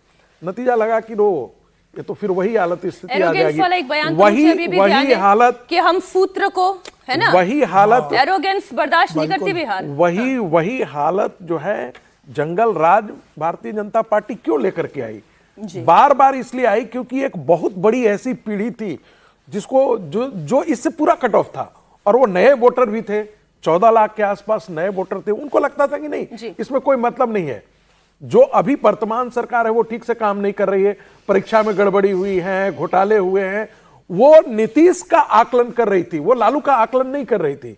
लेकिन जंगल राज का परिदृश्य जो है वो भारतीय जनता पार्टी बार बार दिखा रही थी, और उसी समय कोई उभर से आ रहा है, कोई उदाहरण देते हुए आ जा रहा है कि अच्छा जीत करके आना, जो तब हम बता देंगे, एक एक अफसर को बताएंगे, एक एक अधिकारी को हम बता देंगे, हम आकर के जीत के आने वाले हैं। नतीजा ये है कि पलट करे पूरा का पूरा नैरेटिव जो है वो बदल गया बिहार का, और उसी अनुसार से परिणाम भी बदला। बात महाराष्ट्र की भी कर लेते हैं। महाराष्ट्र की जोड़ दूं मैं, हाँ बिल्कुल सर, तेजस्वी जी को, किसी भी पॉलिटिकल पार्टी को खारिज हम लोग नहीं कर सकते चुनाव नतीजों से, बिल्कुल, और तेजस्वी जी को तो खासतौर से नहीं कर सकते क्योंकि उनके वोट बैंक में 1% का कमी नहीं आई। बिल्कुल बिहार के चुनाव में सबसे ज्यादा वोट किसी को मिले तो वो तेजस्वी को मिले। अब जो हमारा इलेक्टोरल सिस्टम है, मतलब उसमें कोई आपत्ति नहीं है, जिस सिस्टम में जैसे वोट का टोटल होता है, काउंट हो रहा है, इसको मैं ऑब्जेक्शनेबल नहीं कर रहा, मैं कह रहा हूं उससे वो आ गए, लेकिन तेजस्वी का वोट कम हुआ हो, तेजस्वी से लोग नाराज हुए, ये तो नहीं है, तेजस्वी को सबसे ज्यादा वोट मिला है। और वैसे भी युवा नेता हैं, उनके लिए आगे पूरा भविष्य है। नहीं, ये कहना कि वो उनसे नाराज थे, नहीं है नाराज, मैं ये बता रहा हूँ 23% वोट बिहार में सबसे ज्यादा वोट तेजस्वी की पार्टी को मिले हैं। और सर अभी भी विपक्ष की पार्टी है और विपक्ष के ही नेता हैं तेजस्वी यादव बिहार विधानसभा में, और क्योंकि राजनीति में कभी भी कोई अप्रासंगिक हो ही नहीं सकता, ना मुद्दे और ना नेता, जब जब जिसकी जरूरत पड़ती है सब उठते रहते हैं। इस पूरे प्रोग्राम में नीतीश जी को अप्रासंगिक बनाया, फिर तेजस्वी जी को बनाया। बात महाराष्ट्र की कर लेते हैं, वहां पता करते हैं कि कौन कौन प्रासंगिक है। शरद पवार हैं, अजीत पवार के साथ पिंपरी चिंचवड़ में जुड़ जाते हैं। उद्धव ठाकरे हैं, वो राज ठाकरे के साथ अपनी सुविधाजनक राजनीति के लिए बीएमसी चुनाव के तहत वो जुड़ जाते हैं। तो 26 के कुछ पहले ही हमने बहुत सारे राजनीतिक ट्विस्ट देख लिए, अब और कितने ट्विस्ट आने वाले हैं हम इसी पर चर्चा करेंगे। तो 26 का युद्ध मुंबई में कौन होगा पावरफुल, बात इसी की होगी, और दो राजनीतिक परिवारों में दूरियां खत्म होती हुई हमने देखी हैं। सबसे पहले पवार की ही बात कर लें। पवार परिवार में चाचा भतीजे की पार्टी में लोकल बॉडी इलेक्शन में एक नगर निगम ही सही, लेकिन वो साथ आ गए। महाराष्ट्र के उप मुख्यमंत्री अजीत पवार ने पुणे और पिंपरी चिंचवड़ नगर निगम चुनाव के लिए अपनी एनसीपी और चाचा की पार्टी एनसीपी शरद गुट के बीच गठबंधन की घोषणा की। उन्होंने कहा कि नगर निगम चुनाव के लिए घड़ी और तुतारी एक साथ आ गए हैं। इसके बाद कभी कभी ऐसा लगता है कि समय के हिसाब से तुतारी बचती है। इसके बाद 26 के लिए संभावनाओं का दरवाजा भी खुलता हुआ दिखाई दे रहा है। दूसरी तरफ मातोश्री में भी भाइयों का मिलन हो गया। ठाकरे ब्रदर्स भी लोकल बॉडी चुनाव के बहाने साथ आ चुके हैं। ये जो साथ आ गए हैं समीर जी, अब महाराष्ट्र की बात है, बात आपसे सबसे पहले करनी ही होगी। जहां पर जिस पार्टी ने ऐतिहासिक जीत दर्ज की, सारे रिकॉर्ड टूट गए, सारे समीकरण टूट गए, दो परिवार, दो पार्टीज टूट गई, अब फिर से कुछ नया इक्वेशन सेट हो रहा है। बीएमसी के लिए ही है या कुछ और भी रंग दिखाएगा ये इक्वेशन? देखिए मीनाक्षी जी, अगर नगर निगम चुनाव में सिर्फ 29 नगर निगम के लिए चुनाव हो रहा है जी। अगर उसमें सिर्फ ये होता कि चलो दोनों भाई ठाकरे साथ में आ गए, राज ठाकरे उद्धव ठाकरे, तो ठीक समझ में आता कि चलो ठीक है वो आ गए। अजीत पवार शरद पवार साथ में आते तो समझ में आता कि ठीक है साथ में आ गए। एकनाथ शिंदे और बीजेपी मिलकर चुनाव लड़ते तो समझ में आता कि गठबंधन में लड़ रहे हैं। 15 में तो एकनाथ शिंदे और बीजेपी मिलकर चुनाव लड़ रहे हैं, 14 में तो बीजेपी और एकनाथ शिंदे खिलाफ चुनाव लड़ रहे हैं, और रामदास आठवले बीजेपी के खिलाफ चुनाव लड़ रहे हैं। कहीं जगह बीजेपी और शरद पवार का गठबंधन है, कहीं जगह उद्धव ठाकरे का और कांग्रेस का गठबंधन है, कहीं पर वंचित बहुजन आघाड़ी अंबेडकर का कांग्रेस का गठबंधन है, कहीं बीजेपी का कांग्रेस का गठबंधन है, पार्षद लेवल पर समर्थन दे दिया है। तो इतनी खिचड़ी है कि कौन किसके साथ है आप यह नहीं कह सकते हैं। एकनाथ शिंदे कई सीटों पर उद्धव ठाकरे के साथ चुनाव लड़ रहे हैं, भारतीय जनता पार्टी ने कई जगह कांग्रेस के साथ मिलकर वंचित बहुजन आघाड़ी के उम्मीदवार को समर्थन दिया है। अगर आप ये 2889 सीटों पर जो चुनाव हो रहे हैं, अगर 29 कॉर्पोरेशन का आप चुनाव अगर देखेंगे तो कौन किसके साथ है, किसने कहां गठबंधन करा है, इतनी ज्यादा खिचड़ी तो भारतीय राजनीति में मैंने कभी नहीं देखी होगी। ये ऊपर ऊपर तक ठीक है कि बीएमसी में हमें दिख रहा है कि दोनों भाई साथ आ गए, है कि ये अभी तक के लिए है या ये आगे के लिए भी है? ये भविष्य में चलता रहेगा। जिसको जहां जैसे सत्ता में समीकरण मिलेंगे वो उसके साथ गठबंधन करेगा। कोई विचारधारा के आधार पर गठबंधन नहीं है। हम सिर्फ बीएमसी को देख रहे हैं, इसलिए हमें लग रहा है कि दोनों भाई साथ में आ गए हैं, और पुणे का देख रहे हैं तो हमें लग रहा है कि शरद पवार और अजित पवार साथ में आ गए हैं। शरद पवार कांग्रेस के साथ भी मिलकर चुनाव लड़ रहे हैं, अजित पवार कांग्रेस के साथ मिलकर भी चुनाव लड़ रहे हैं, और जिसको जहां सत्ता का समीकरण लग रहा है कि इसके साथ जाकर सत्ता मिली जा सकती है, उसका वहां गठबंधन बन रहा है। विचारधारा के आधार पर इस पूरे 29 चुनाव में कहीं कोई तारतम्य और समानता नहीं है। जिसको जहां दाव लग रहा है वो अपनी वहां राजनीति सेट कर रहा है। यह भारतीय राजनीति का सबसे मतलब जिसे कहते हैं दुर्भाग्यपूर्ण और एक बुरा चेहरा हमें देखने को मिल रहा है। लेकिन अब राजनीति और सत्ता के लिए लड़ रहे हैं तो किसी से बैर नहीं है, सब हमारे अपने हैं। तो जिससे साथ मिले, सत्ता लड़ो, सत्ता में आओ, और उसके बाद भी नहीं आए तो उसके खिलाफ लड़े। अगर उनका बहुमत ठीक रहा तो उनसे मिलकर सत्ता के बाद हम गठबंधन कर लेंगे। ये तो मैं इसको और शॉर्ट में कर दूं क्या हर्षवर्धन जी? कौन किसके लिए कितना प्रासंगिक है, किस सीट पर प्रासंगिक है, उसके लिए फिर किसी के साथ भी गठबंधन जायज है? नहीं, गठबंधन तो ऐसे ही होता है, और स्थानीय निकायों में तो कभी वैसा वाला गठबंधन कितना कंफर्टेबल कर दिया। हाँ, गठबंधन तो ऐसे ही होता है। मतलब उसका तो बड़ा सीधा सा सिद्धांत है, सहूलियत और सत्ता, तीसरी तो कोई चीज होती नहीं। और जो हम लोग पवार के संदर्भ में कह रहे हैं, पवार तो चचा भतीजे कभी ऐसे अलग नहीं थे भाई। वो ठीक लड़ते रहे, अलग अलग पैरेलल कर लिया, लेकिन वो उनके बड़े भाई हैं, वो उनकी छोटी बहन है, वो उनके चाचा जी हैं। कभी जाके कोई पैर छू लेता है, कभी जाके कोई आशीर्वाद ले लेता है, तो कोई दिक्कत ही नहीं। और शरद पवार ने हाल के वर्षों में जितना कांग्रेस को एक तरह से कहेंगे डेंट किया, जब सबसे ज्यादा राहुल गांधी अडानी अडानी चिल्ला रहे थे तो पवार साहब पता नहीं क्या वो आईपैड पर या टैब पर कुछ देख रहे थे गौतम भाई के साथ। फिर अभी सुप्रिया सुले ने कह दिया कि ये तो हमारे मोटा भाई हैं, ये तो हमारे भाई हो गए, ये भाभी हो गई, वो चाचा जी हो गए। तो वहां कंफ्यूजन नहीं है। पवार पॉलिटिक्स का मतलब प्योर अपॉर्चुनिस्टिक पॉलिटिक्स का जो चरम होता है वो है श्रीमान शरद पवार। ऐसे ही कंफ्यूजन केवल राहुल गांधी जी को ही है। इसको जरा छोड़ दीजिए। उद्धव और राज क्यों आए? क्योंकि अब वो एकदम ही किसी लायक नहीं रह गए। अच्छा, मतलब इतने कमजोर हो गए हैं कि अब उनको लगता है कि जो एक समय में सब कुछ मातोश्री से तय होता है तो लोग मातोश्री भूल जाएंगे क्या, और अब फिर अभी विजय जी टोक देंगे। लेकिन अप्रासंगिक हो गए। अप्रासंगिक लोगों का गठजोड़ है, चाहे वो राज ठाकरे हो अप्रासंगिक हो गए, चाहे वो उद्धव ठाकरे हो अप्रासंगिक, अगर इस कार्यक्रम में चाहे वो शरद पवार हो अप्रासंगिक हो गए।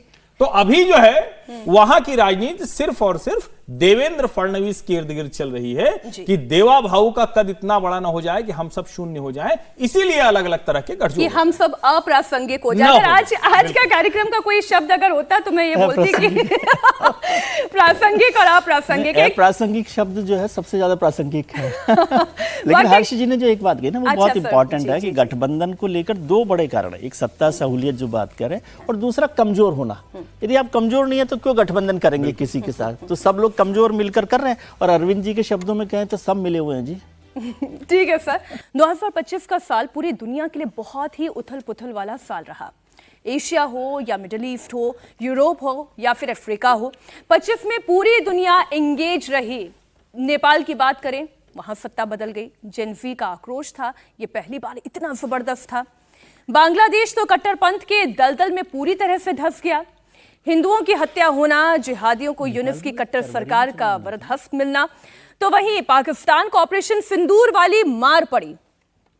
इसे वो आज भी याद कर रहा है, कल भी याद करेगा, यानी 26 में भी याद करेगा, 27 में भी याद करेगा, जब तक जिएगा तब तक याद करता रहेगा। रूस यूक्रेन युद्ध इस साल भी नहीं रुका और अब तो ये सारी वॉर और ज्यादा भीषण और ज्यादा संघर्ष मुश्किल होने जा रहा है। बस थोड़ी ही देर में पुतिन के इरादे डिस्क्लोज हो जाएंगे। कैसे ट्रंप के पीस प्रोसेस को झटका लगा है ये आपको बताऊंगी। कैसे 2026 में दुनिया फिर से उथल पुथल के दौर से ही गुजरेगी ये भी हम चर्चा करेंगे। लेकिन सबसे पहले बात होगी पाकिस्तान की। ये पड़ोसी हमारे लिए सबसे बड़ा थ्रेट है, लेकिन वो अपने देश के लिए भी किसी बड़े खतरे से कम नहीं है। और इमरान खान के मामले में तो मुनीर और शहबाज ने बेशर्मी की सारी हदें पार कर दी हैं। पाकिस्तान में इमरान खान की बहनें एक बार फिर आसिम मुनीर की शिकार बनी हैं। मुनीर की सेना ने इमरान की बहनों को गिरफ्तार कर लिया। दरअसल इमरान खान से मुलाकात के लिए अडियाला जेल के बाहर धरना दे रही बहनों के खिलाफ आधी रात के बाद एक्शन हुआ।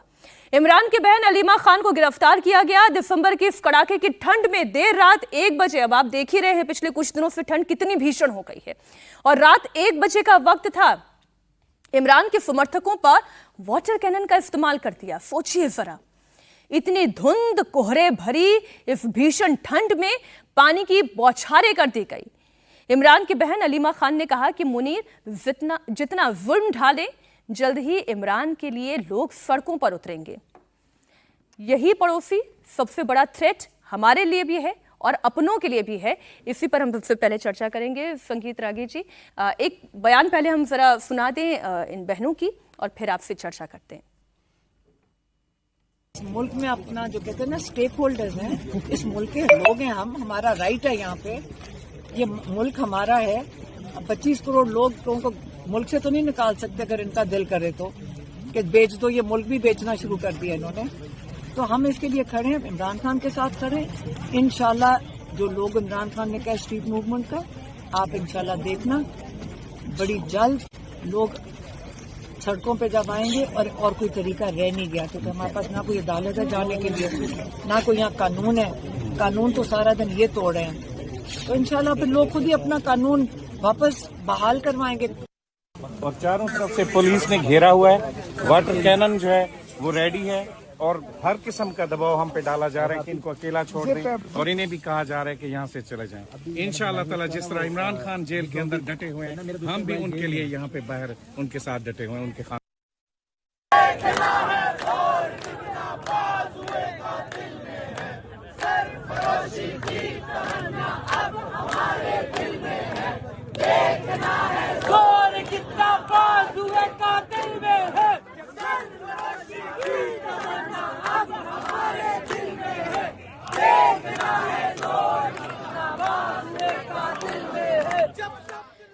अब प्रोफेसर साहब, गिरा हुआ व्यक्ति और कितना गिर सकता है, इसके लिए उदाहरण मुनीर हो सकता है।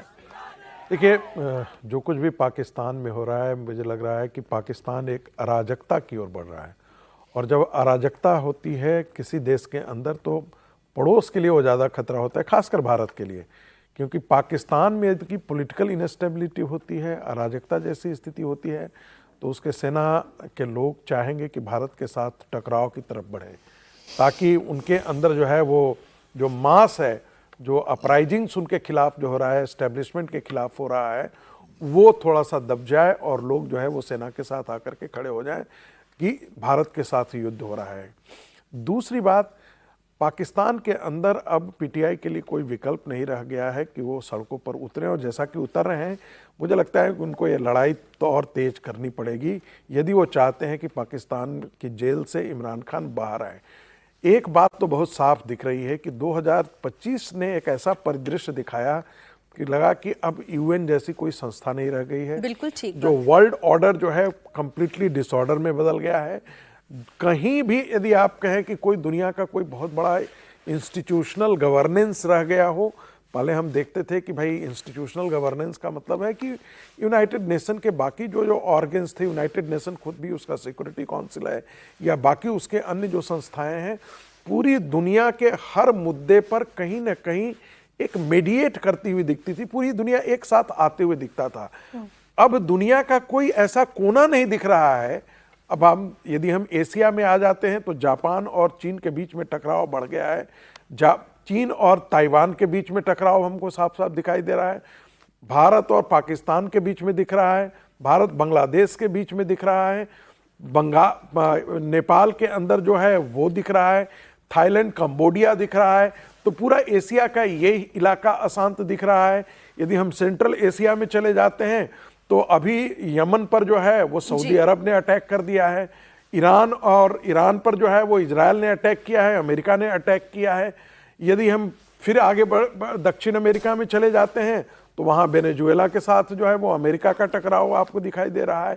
यदि यूरोप के अंदर हम चले जाते हैं तो यूरोप के अंदर जो है वो खुद यूक्रेन को लेकर के पूरा यूरोपियन यूनियन एक जगह इकट्ठा हुआ पड़ा है, तो रसिया के साथ उनका टकराव साफ साफ दिख रहा है। तो दुनिया का कोई ऐसा कोना नहीं दिख रहा है जहां पर हमको टकराव के बादल नहीं दिखाई दे रहे हैं।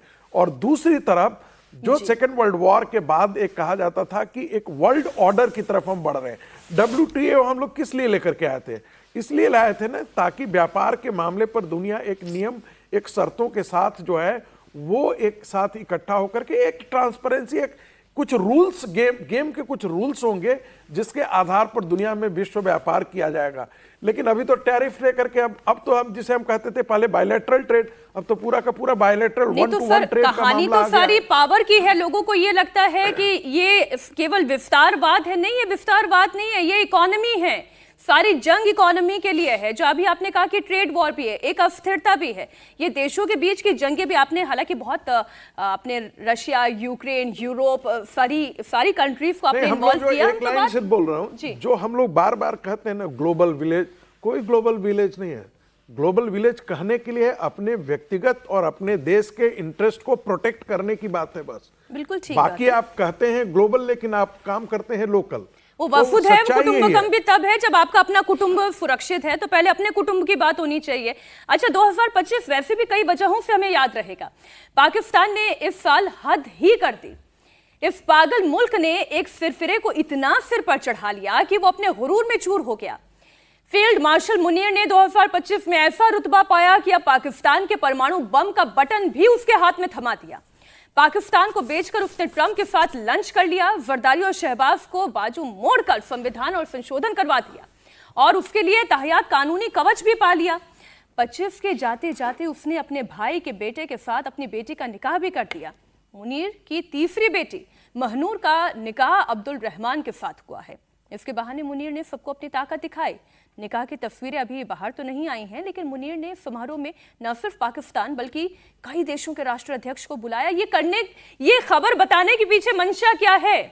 कलेजा जिसका विजय जी खोखला है, वो इतना दम भर रहा है और बता रहा है कि पाकिस्तान इस मुनीर इस पाकिस्तान, वही तो दिखाने की कोशिश कर रहा है। ये बिल्कुल ठीक तरीके से आपने डिफाइन किया, लेकिन जो कमज़ोर होता है वही ये दिखाने की कोशिश करता है ना। और जैसे प्रोफेसर साहब ने कहा कि पाकिस्तान की अस्थिरता हमारे लिए भी चिंता का विषय होना चाहिए, क्योंकि जितना पाकिस्तान अस्थिर होगा वहाँ के जो शासक हैं, मान लीजिए आज आसिम मुनीर हैं, तो वो चाहेंगे कि एक युद्ध की उस स्थिति में पहुंचा दिया जाए देश को, ताकि वहाँ पर जो अंदर के जो हालात हैं वो थोड़ा सा काबू में रहे।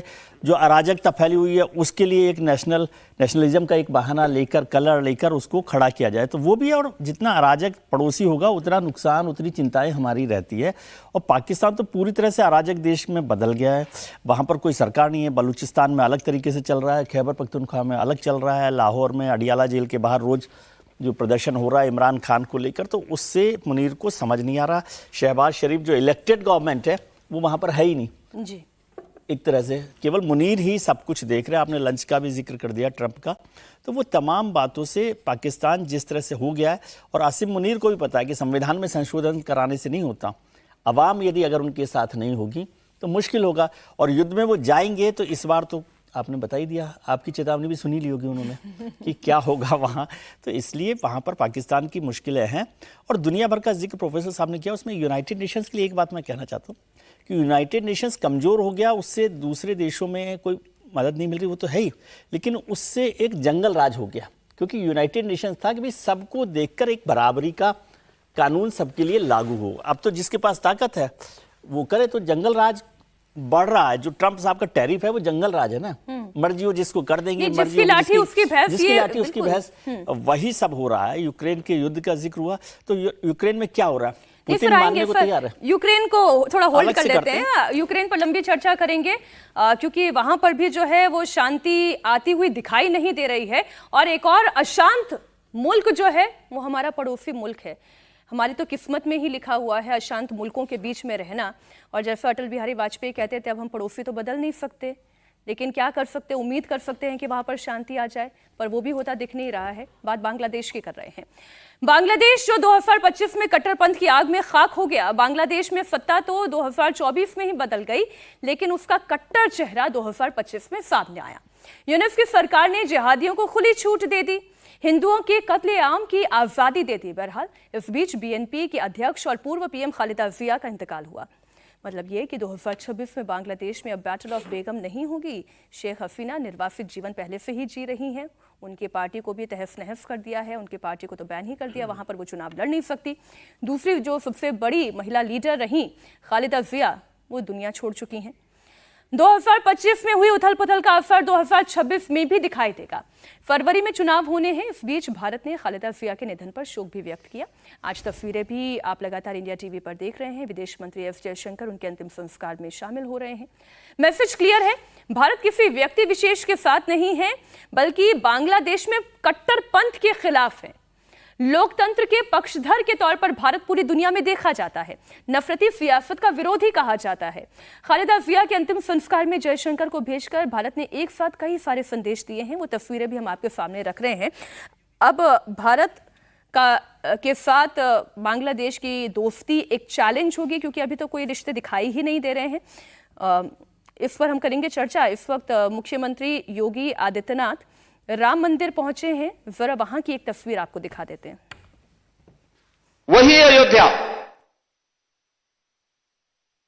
पिछले 11 वर्ष के अंदर देश के यशस्वी प्रधानमंत्री आदरणीय श्री नरेंद्र मोदी जी के यशस्वी नेतृत्व में उन 3 महत्वपूर्ण घटनाओं को कभी विस्मृत नहीं कर सकता। याद करिए 5 अगस्त 2020, जब पहली बार स्वतंत्र भारत में देश का कोई प्रधानमंत्री स्वयं अयोध्या धाम में पधारे और उन्होंने अपने करकमलों से 500 वर्षों के कलंक को पूरी तरह समाप्त करते हुए श्री राम जन्मभूमि के लिए मूर्ति भूमि पूजन के कार्यक्रम को संपन्न किया था। दूसरी तिथि जब 22 जनवरी 2024 को, और हिंदू पंचांग के अनुसार कहें तो पौष शुक्ल द्वादशी की वह पवित्र तिथि, जब स्वयं फिर आदरणीय प्रधानमंत्री जी अयोध्या धाम पधारे और उन्होंने श्री राम लला के भव्य मूर्ति की प्राण प्रतिष्ठा के कार्यक्रम को अपने करकमलों से संपन्न किया।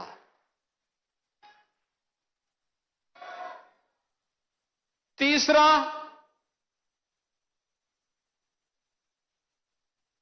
जब अभी 25 नवंबर को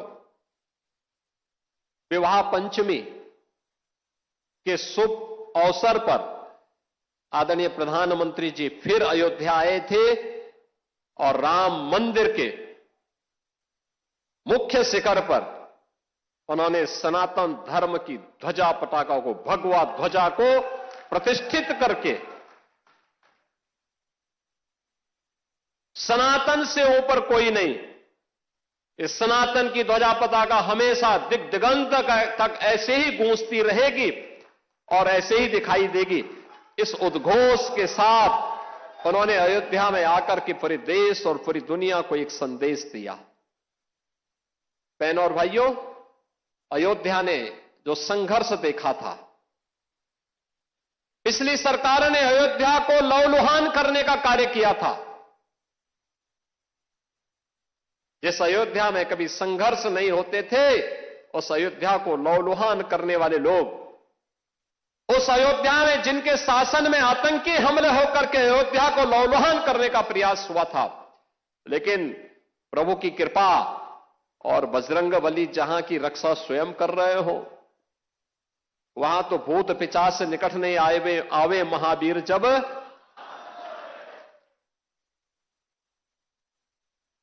हनुमानगढ़ी में भगवान यानी हनुमान जी महाराज स्वयं विराजमान है। कैसे कोई आतंकी यहां घुस जाता, जैसे ही उन्होंने दुस्साहस किया था 2005 में, याद करिए कैसे पीएसी के जवानों ने ठक ठक ठक ठक करके वहीं पे उनको मार गिराया। अयोध्या तो संदेश देती है, और उसी संदेश को आगे बढ़ाने के लिए अब आप देखते होंगे देश और दुनिया का कोई भी ऐसा श्रद्धालु नहीं, सनातन धर्मावलंबी नहीं, जो अब अयोध्या आकर के दर्शन करके अभिभूत न होता हो। 1 लाख एवरेज अगर हम लोग देखें, पिछले 5 वर्ष के अंदर 45 करोड़ से अधिक श्रद्धालु अयोध्या धाम में आया है। जहां पर पहले कुछ लाखों में लोग आते थे। याद करिए 17 के पहले न बिजली थी, न पानी थी, न स्वच्छता थी, न सड़क थी, न कनेक्टिविटी थी, कोई सुविधा नहीं थी, सुरक्षा की भी व्यवस्था नहीं थी, और कोई जय श्री राम बोलता था तो उस पर लाठी जरूर पड़ जाते थे, गिरफ्तारियां हो जाती थी।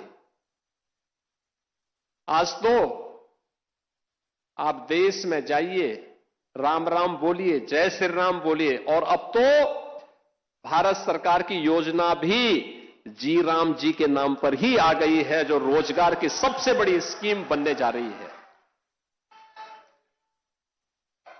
कोई भी बेरोजगार व्यक्ति जब आएगा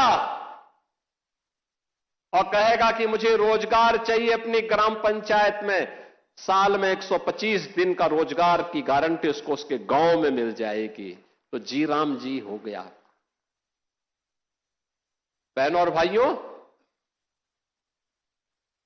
अयोध्या आज दुनिया की पहली सोलर सिटी, भारत की पहली सोलर सिटी के रूप में अयोध्या आ गई है। सूर्यवंश की राजधानी, पहली सोलर सिटी। अयोध्या में अंतर्राष्ट्रीय एयरपोर्ट महर्षि वाल्मीकि के नाम पर। रेलवे की डबल लाइन के साथ अयोध्या धाम जुड़ गया है। बेहतरीन कनेक्टिविटी अयोध्या का, लखनऊ से, गोरखपुर से, प्रयागराज से, काशी से, हर ओर से। अब अयोध्या में क्या नहीं है। जिस अयोध्या में सिंगल लेन की सड़कें थी, आज चारों ओर से 4 लेन की सड़कें। और कोई भी श्रद्धालु आता है, किसी भी सीजन में आए, आराम से दर्शन करता है, अभिभूत होकर के, मस्त होकर के फिर जाता है, अभिभूत होता है। और हमारी पीढ़ी सचमुच सौभाग्यशाली है।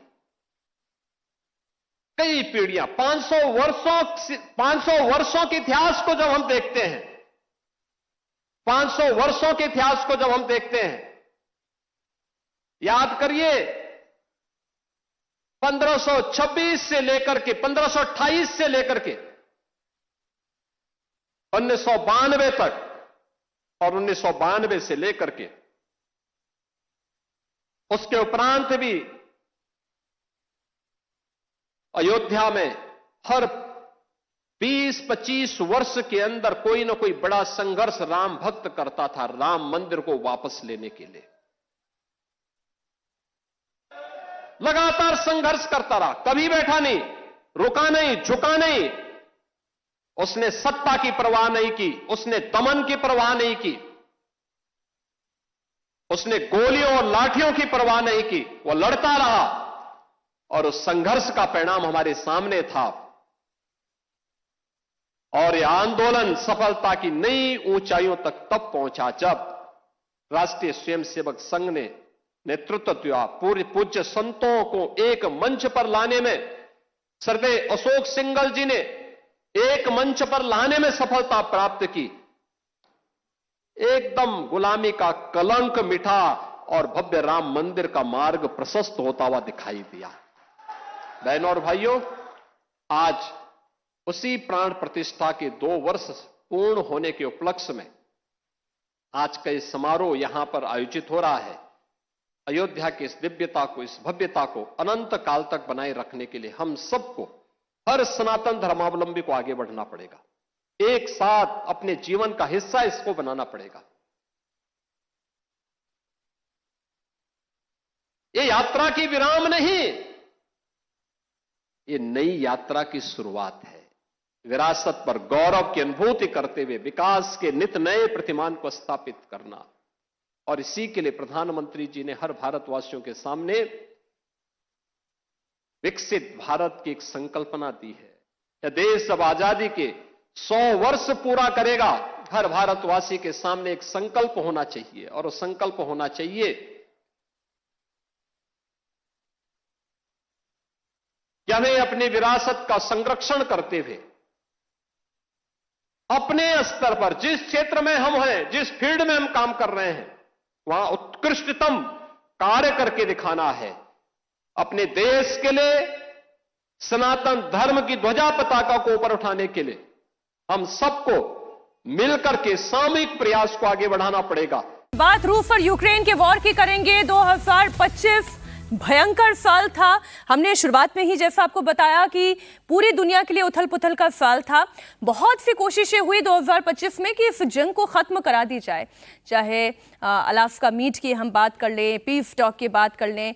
ज़ेलेंस्की से कितनी दफ़ा डोनाल्ड ट्रंप ने बात करने की कोशिश की, बातचीत हुई भी, रूस को मनाने की कोशिशें हुई, कुछ बात बनती दिख भी रही थी।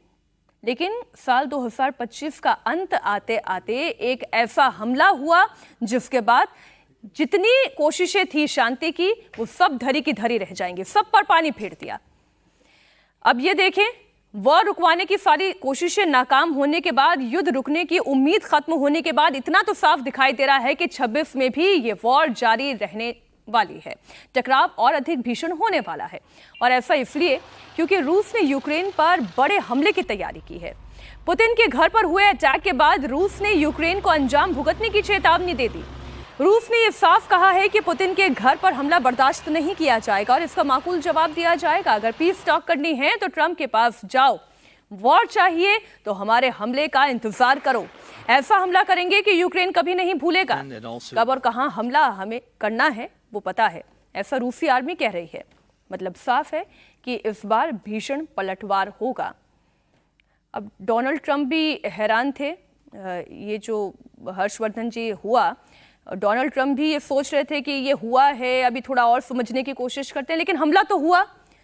रूस भी ये कह रहा है कि भाई अगर शांति चाहिए तो यूक्रेन जाए ट्रंप के पास, लेकिन अगर वॉर चाहिए तो फिर हम बताएंगे, हम तय करेंगे कहां अटैक करना है। ज़ेलेंस्की पछताएंगे। देखिए मीनाक्षी, मुझे इसमें थोड़ा, जिसको कहते हैं ना कि थोड़ा वो डार्क क्लाउड दिखते हैं, और जब ऐसा होता है तो उसके बीच में बहुत से संदेह की चीज़ें। क्या यूक्रेन की इस समय ऐसी स्थिति है कि वो रशियन प्रेसिडेंट के घर पर हमला कर दे मिसाइल से या ड्रोन से? ऐसा संभव है? ट्रंप से बातचीत कर रहे थे, उसके बाद अचानक रूस के जो विदेश मंत्री हैं सरगेई लावरोव, उन्होंने कहा कि ऐसा हो गया। फिर रशियन आर्मी की तरफ से आया कि अब हम नेस्तनाबूद कर देंगे। फिर ये आ रहा है कि अगर पीस चाहिए तो ट्रंप के पास जाओ, नहीं तो युद्ध चाहिए तो हमारे पास आओ। क्या पुतिन इस बहाने से, रशिया इस बहाने से ये कोशिश कर रहा है कि अब ज्यादा मैन्यूवरिंग की गुंजाइश न मिले, यानी उसमें यूक्रेन को ये हम करेंगे कि नहीं करेंगे, ये वाली जमीन लेंगे कि नहीं लेंगे, उस पर वो बात करना बंद कर दे? क्या इसकी तैयारी है? क्योंकि रशियन प्रेसिडेंट के घर पर अगर कोई एक मतलब ईंट पत्थर भी फेंक दिया जाए तो उसके बाद क्या होगा ये सब जानते हैं। ऐसे में थोड़ा संदेह है। और ट्रंप ने कहा कि मेरे लिए शॉक है, ये नहीं होना चाहिए था, बहुत गलत हुआ। फिर उनसे पूछा गया कि do you have any proof, तो उन्होंने कहा कि हम चेक करेंगे, वी विल इंक्वायर अबाउट। इसका मतलब क्या हुआ कि अगर ये पक्के तौर पर नहीं है कि हमला हुआ या नहीं हुआ, तो दोनों चीजें हो सकती। हो सकता है कि हमला जो रूटीन का चल रहा था वो हुआ हो और उसको रशिया कह रहा हो कि देखो हमारे राष्ट्रपति पर हमला कर दिया, या हमला हुआ ही ना हो और रशिया कह रहा हो कि देखो अब तो हम इसका बदला लेंगे ही लेंगे। तो एकमात्र रास्ता क्या है, और मैं इसको यूं देख रहा हूं, इसमें जो सिल्वर लाइनिंग में देख रहा हूं कि 26 में ये शांति समझौता हो जाएगा। अगर नहीं होगा तो 26 में बहुत तबाही होगी। इस तरह से युद्ध 26 तक पूरा नहीं चलता रहेगा, फिर वो तबाही होगी, खत्म होगा, यूक्रेन उस तरफ जाएगा। मुझे लगता है कि शांति समझौता हो जाएगा उसी की बुनियाद पर। सर 25 का साल जब शुरू हुआ था, मुझे नंबर्स में बड़ा इंटरेस्ट है, समीर जी ये बात जानते हैं। तो 25 का साल जब शुरू हुआ था, सब कह रहे थे मंगल का साल है, मंगल का साल मतलब डिस्ट्रक्शन का साल, जंगों का साल, और वो हमने होते हुए देखा भी। या तो जंग हो रही थी, नहीं तो घर में ही गृह युद्ध छिड़ा हुआ था। फिर चाहे हमने नेपाल की तस्वीर दिखाई हो, चाहे हम बांग्लादेश की चर्चा कर रहे हो, रशिया यूक्रेन की जंग तो लगातार निरंतर चल रही है। अब तो सूर्य का साल आने वाला है जंग कुछ शांत होगी, बढ़ेगी, और जो पुतिन चाहते हैं, यूक्रेन को घुटने पे लाना चाहते हैं। देखिए, आप ज्योतिषाचार्य के हैसियत से इनसे पूछ रहे हैं, क्योंकि ये ज्योतिष भी बहुत अच्छा जानते हैं। 3 साल से हम हर साल पकड़े 3 साल से हम इस बात की मतलब हर साल चर्चा करते हैं, हर साल के अंत में, कि इस साल क्या रूस और यूक्रेन का युद्ध खत्म होगा और अगला साल का बेहतर आएगा दोनों देशों के लिए। लेकिन 3 साल से संभव नहीं, और इस साल लग रहा था, और बड़ी संभावना तब नजर आई थी जब अलास्का में ट्रंप और पुतिन की मुलाकात हुई। तो लग रहा था कि भाई अब दोनों बैठ रहे हैं तो निश्चित रूप से कोई रास्ता निकलेगा। और दोनों देशों की तरफ से इस तरह के संकेत दिए गए थे कि वो शांति वार्ता के लिए तैयार है। लेकिन जिस तरीके से 26 पॉइंट्स का पहले बना, फिर वो 20 पॉइंट्स का यूक्रेन ने इसको कर दिया, फिर यूक्रेन पहले तैयार होता है, फिर जेलेंस्की जिस तरीके से फ्रांस, जर्मनी और ब्रिटेन के राष्ट्राध्यक्ष से मिलते हैं, फिर वो कहते हैं कि भाई इसके अंदर यूरोपियन यूनियन की भी और यूरोपियन नेशंस की भी बात माननी पड़ेगी। अमेरिका जिस तरीके से यूक्रेन को हड़काता है पुतिन, तो मुझे लग रहा है कि फिलहाल ये मामला भी बहुत मुश्किल हो गया। और जिस तरीके से कल पुतिन ने कहा कि भाई 93 ड्रोन हमले किए गए पुतिन के सरकारी आवास पे, प्रधानमंत्री मोदी ने उसको लेकर चिंता जताई है, ट्वीट किया है कि भाई शांति और बातचीत से इसका रास्ता निकाला जाए। मुझे लग रहा है कि अब पुतिन का भी धैर्य जवाब दे रहा है। वो चाहते हैं कि या तो शांति का जो प्रस्ताव उन्होंने दिया है या जिस पे उन्होंने सहमति दे, उसको पूरी तरीके से जेलेंस्की माने, उसमें कोई इफ एंड बट ना करे कि नहीं ये मानेंगे ये नहीं मानेंगे, या फिर पूरी तरीके से वो युद्ध के लिए तैयार है, फिर हम युद्ध लड़ेंगे और जो हम चाहते हैं वो हासिल करेंगे। ये जेलेंस्की को तय करना है कि वो हमारे शांति प्रस्ताव को जो है उसे मानता है या पूरी तरीके से खत्म होकर, नेस्तनाबूद होकर हमारी बात को मानता है। देखने वाली बात है कि मुझे लगता है कि फिलहाल इसकी संभावना कम नजर आ रही, जिस तरीके से पुतिन का जो जवाब आया है एग्रेशन में। आने वाले कुछ दिनों के अंदर कुछ और बड़े हमले होंगे, लेकिन मुझे लगता है कि 3 से 4 महीने के अंदर कोई रास्ता निकलेगा, क्योंकि दोनों देश युद्ध लड़के बड़ी एक्सपेक्टेशंस हैं सर आपकी, अगर 3 से 4 महीने में ये कुछ उस दिशा में जाता है। अच्छा, 2025 में अगर कोई नेता सबसे ज्यादा सुर्खियों में रहे हैं तो कौन है? बताइए विजय जी, कौन है? इसमें भी सवाल है बताइए, पहले आप बताइए, आप क्या समझ रहे हैं? किसी और का नाम लेके देखें नाम लेके देखें, अभी मैं तुरंत जो है टैरिफ लगा दूंगा। टैरिफ से समझ गए होंगे, वो ट्रंप है। देखिए, साल 2025 की शुरुआत में दूसरी बार ट्रंप अमेरिका के राष्ट्रपति बने, लेकिन उनका ये कार्यकाल पिछले कार्यकाल से ज्यादा चर्चा में रहा। 2026 में भी वो छाए रहेंगे, क्योंकि वो बात ही ऐसी करते हैं, वो काम ही ऐसा करते हैं। ट्रंप अमेरिका के 47वें राष्ट्रपति बने, 47वें राष्ट्रपति। 2025 में उन्होंने ऐसे ऐसे फैसले लिए जिससे दुनिया चौंक गई, चाहे वॉर रुकवाने का क्रेडिट लेना हो या फिर टेरिफ अटैक करना हो। ट्रंप ने लगभग हर देश को टच किया, अलग अलग वजहों से ही सही। ट्रंप पूरी दुनिया में चर्चा के केंद्र बने रहे। भले ही उन्हें नोबेल पुरस्कार नहीं मिला, लेकिन उन्होंने खूब हाथ पैर मारे, युद्ध रुकवाने का क्रेडिट लेते रहे। भारत ने भी जो ऑपरेशन सिंदूर को रोका, वो तो हमारे लिए रुका नहीं है, वो केवल इस वक्त स्टैंड बाय मोड पर है, किसी भी दिन शुरू हो जाएगा पाकिस्तान के खिलाफ, लेकिन उसका भी वो क्रेडिट लेते रहे। फिर एक बार उनकी झल्लाहट भी सामने आई। हुआ यूं कि ट्रंप नेतन्याहू के साथ मीटिंग कर रहे थे और तभी वो भारत पाकिस्तान युद्ध रुकवाने का क्रेडिट लेने लगे, जिसकी अभी मैंने बात की। जरा वो हिसाब को सुना देते हैं, फिर करेंगे चर्चा। But to both of them, I said we're going to cut you off, no more trade. Then I put 200% tariffs on. The next day they called. We looked. 35 years of fighting, and they stopped. Do I get credit for it? No. They gave me. No, I did 8 of them. India. How about India and Pakistan? And then, so I did 8 of them, and then I'll tell you the rest of it. अब देखिए, Nobel peace prize तो मिला नहीं, professor साहब हंसे जा रहे हैं। अब मैंने कहा कि सबसे ज्यादा चर्चित रहे ट्रंप, कोई दो राय नहीं। हाँ, कुछ जंग रुकवा भी दी, कुछ रुकवाने की कोशिश ही करते रहे, और वो हमेशा दिल मांगे मोर की स्थिति में रहते, टेरिफ टेरिफ टेरिफ। देखिए 2025 की शुरुआत में ऐसी उम्मीद बनी थी कि ट्रंप के आने के बाद जो है वो अमेरिका एक दूसरी दिशा में बढ़ेगा और जो ग्लोबल टेररिज्म है, इस्लामिक टेररिज्म, उसके खिलाफ वो कुछ काम करते हुए नजर आएंगे। और अमेरिका के लिए माना जाता, अभी तक यही माना जाता रहता है कि अमेरिका जो है वो डेमोक्रेटिक रेजिम्स हैं उनके साथ खड़ा होता हुआ कम से कम दिखता है, यदि नहीं भी रहे तो। लेकिन दो चीज़ों के लिए बहुत ट्रंप जाने जाएंगे। ग्लोबल डिसऑर्डर लाने के लिए ट्रंप जाने जाएंगे। ग्लोबल डिसऑर्डर मैं बार बार कह रहा हूं, इसलिए क्योंकि ट्रंप ने टैरिफ को ला करके, टैरिफ को यूज करके, वो भी अपने इमरजेंसी पावर, एक कब का, एक 60 के दशक का एक एक्ट को ला करके, ऑपरेट करके, और फिर जिस प्रकार से ट्रेड को बायलैटरल कर दिया, ग्लोबल ट्रेड नाम की कोई अब चीज है, उसके रूल्स वगैरह कहीं भी दरकिनार कर दिया। फिर जो है यूएन के कितने भी बॉडीज थे उन सबों से अमेरिका को हटा लिया, कहा कि नहीं, हमको वहां पर, हम ये जलवायु है, हम इसे अपने आप को पीछे हटा लेते हैं, हमको इससे कोई लेना देना नहीं है। ऐसे एक नहीं, कई ऐसे जो इंटरनेशनल ट्रीटीज थे उससे अमेरिका को किनारे कर लिया हमने।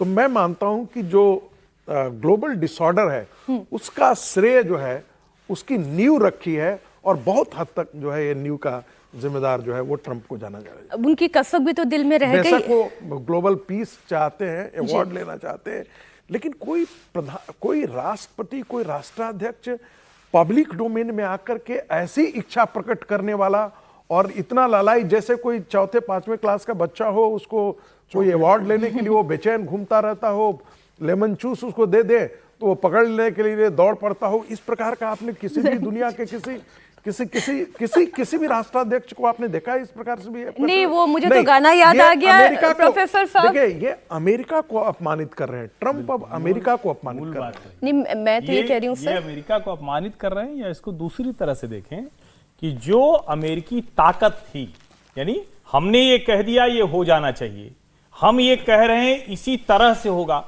बदल गया वो दुनिया का, चूंकि जिसको बार बार कहते हैं जियोपॉलिटिकल वर्ल्ड ऑर्डर, वो पूरी तरह से बदल गया। उसको ट्रंप नहीं समझ पा रहे हैं। अब चूंकि उन्होंने अपनी पॉलिटिकल कैंपेन में मागा कह दिया मेक अमेरिका ग्रेट अगेन, और उसके चक्कर में हो गए वो मां मेक अमेरिका अलोन, उनकी स्थिति बड़ी खराब हो गई है। इसको 25 को इस तरह से भी देखा जाएगा कि अमेरिकी पराभव की शुरुआत का वर्ष है ये, इसको इस तरह से नोट करना चाहिए। अमेरिकी पराभव के शुरुआत का वर्ष, ठीक। तो ये जो सर दिल के अरमा जो आंसुओं में बह गए हैं ट्रंप के, नेतन्याहू के सामने ही वो पिघल गए, अपना दर्द उन्होंने जो जाहिर कर दिया। दोनों बातें जो अभी प्रोफेसर साहब कह रहे थे कि ग्लोबल अस्थिरता अगर कोई लेकर आए तो उसके पीछे भी ट्रंप है, और जो कह रहे हैं कि अमेरिका के लिए सबसे ज़्यादा पराभव के साल की शुरुआत है ये। दोनों बातें ठीक हैं। एक तो ऑर्डर के नाम पर ग्लोबल डिसऑर्डर किया उन्होंने, सब जगह शांति करने के नाम पर वो युद्ध को चला रहे हैं। इसको ही देख लीजिए ना, रूस और यूक्रेन का युद्ध है, उसमें ट्रंप साहब ने कितनी बार बदला है अपने आप को। कभी उनको बुलाकर बात करते हैं, फिर कभी यूक्रेन को कहते हैं भाई तुम मान जाओ, ये तुम कभी युद्ध जीत नहीं सकते, फिर कहते हैं मैं तुम्हारे साथ खड़ा हूँ, तुम कुछ करिए, पुतिन को मैं बात करता हूँ, पुतिन से बात करते हैं, पुतिन के बहाने आप भारत पर टैरिफ लगा रहे हैं कि ऑयल को लेकर। तो वो जो सारा डिसऑर्डर उन्होंने क्रिएट किया, और यूएन में भी जिस तरह से अपने आप को विड्रॉ किया है, और जो सबसे बड़ी बात हुई कि अमेरिका की जो ताकत दुनिया भर में बनी हुई थी, वो समझ रहे हैं कि वो बड़े ताकतवर है, या तो सब लोग खारिज कर रहे हैं, कोई सुन नहीं रहा। यूक्रेन जैसा छोटा देश, छोटा ही है ना मुल्क, वो उसने कौन सी बात उनकी मान ली है? भारत की बात तो छोड़ ही दीजिए कि भारत क्या मानेगा कि नहीं मानेगा। भारत तो दक्षिण अफ्रीका नहीं सुन रहा, वेनेजुएला में बात नहीं सुन रहे, चिली में लोग बात नहीं सुन रहे। तो अरे की बात सुन भी रहे थे, लेकिन एक्सप्रेशन ऐसे दे रहे थे कि जैसे मैं आपसे सहमत नहीं हूं। नहीं, आप सोचिए, कभी कोई ये विजुअल आपने कभी देखा होगा कि अमेरिकन प्रेसिडेंट के सामने कोई दूसरा प्रेसिडेंट बैठ के जिस तरह से बहस कर रहा है, और वो भी यूक्रेन का राष्ट्रपति युद्ध में जो फंसा हुआ है वो बहस कर रहा है। इससे समझ लीजिए कि आपने अपनी ताकत को कम किया है।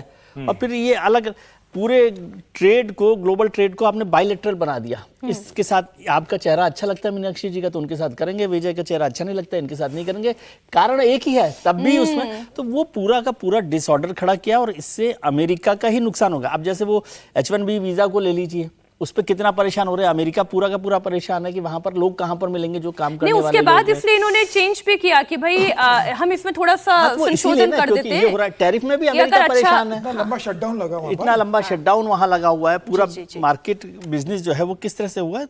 लेकिन ट्रंप साहब और अभी 2026 तक वो बने रहेंगे जब तक कि आप उनको नोबेल पीस प्राइज नहीं दिलवा दे। बस थोड़ा सा बचा है, उसमें पाकिस्तान ने तो सपोर्ट कर ही दिया है, अब बाकी दुनिया को करना बचा है खाली।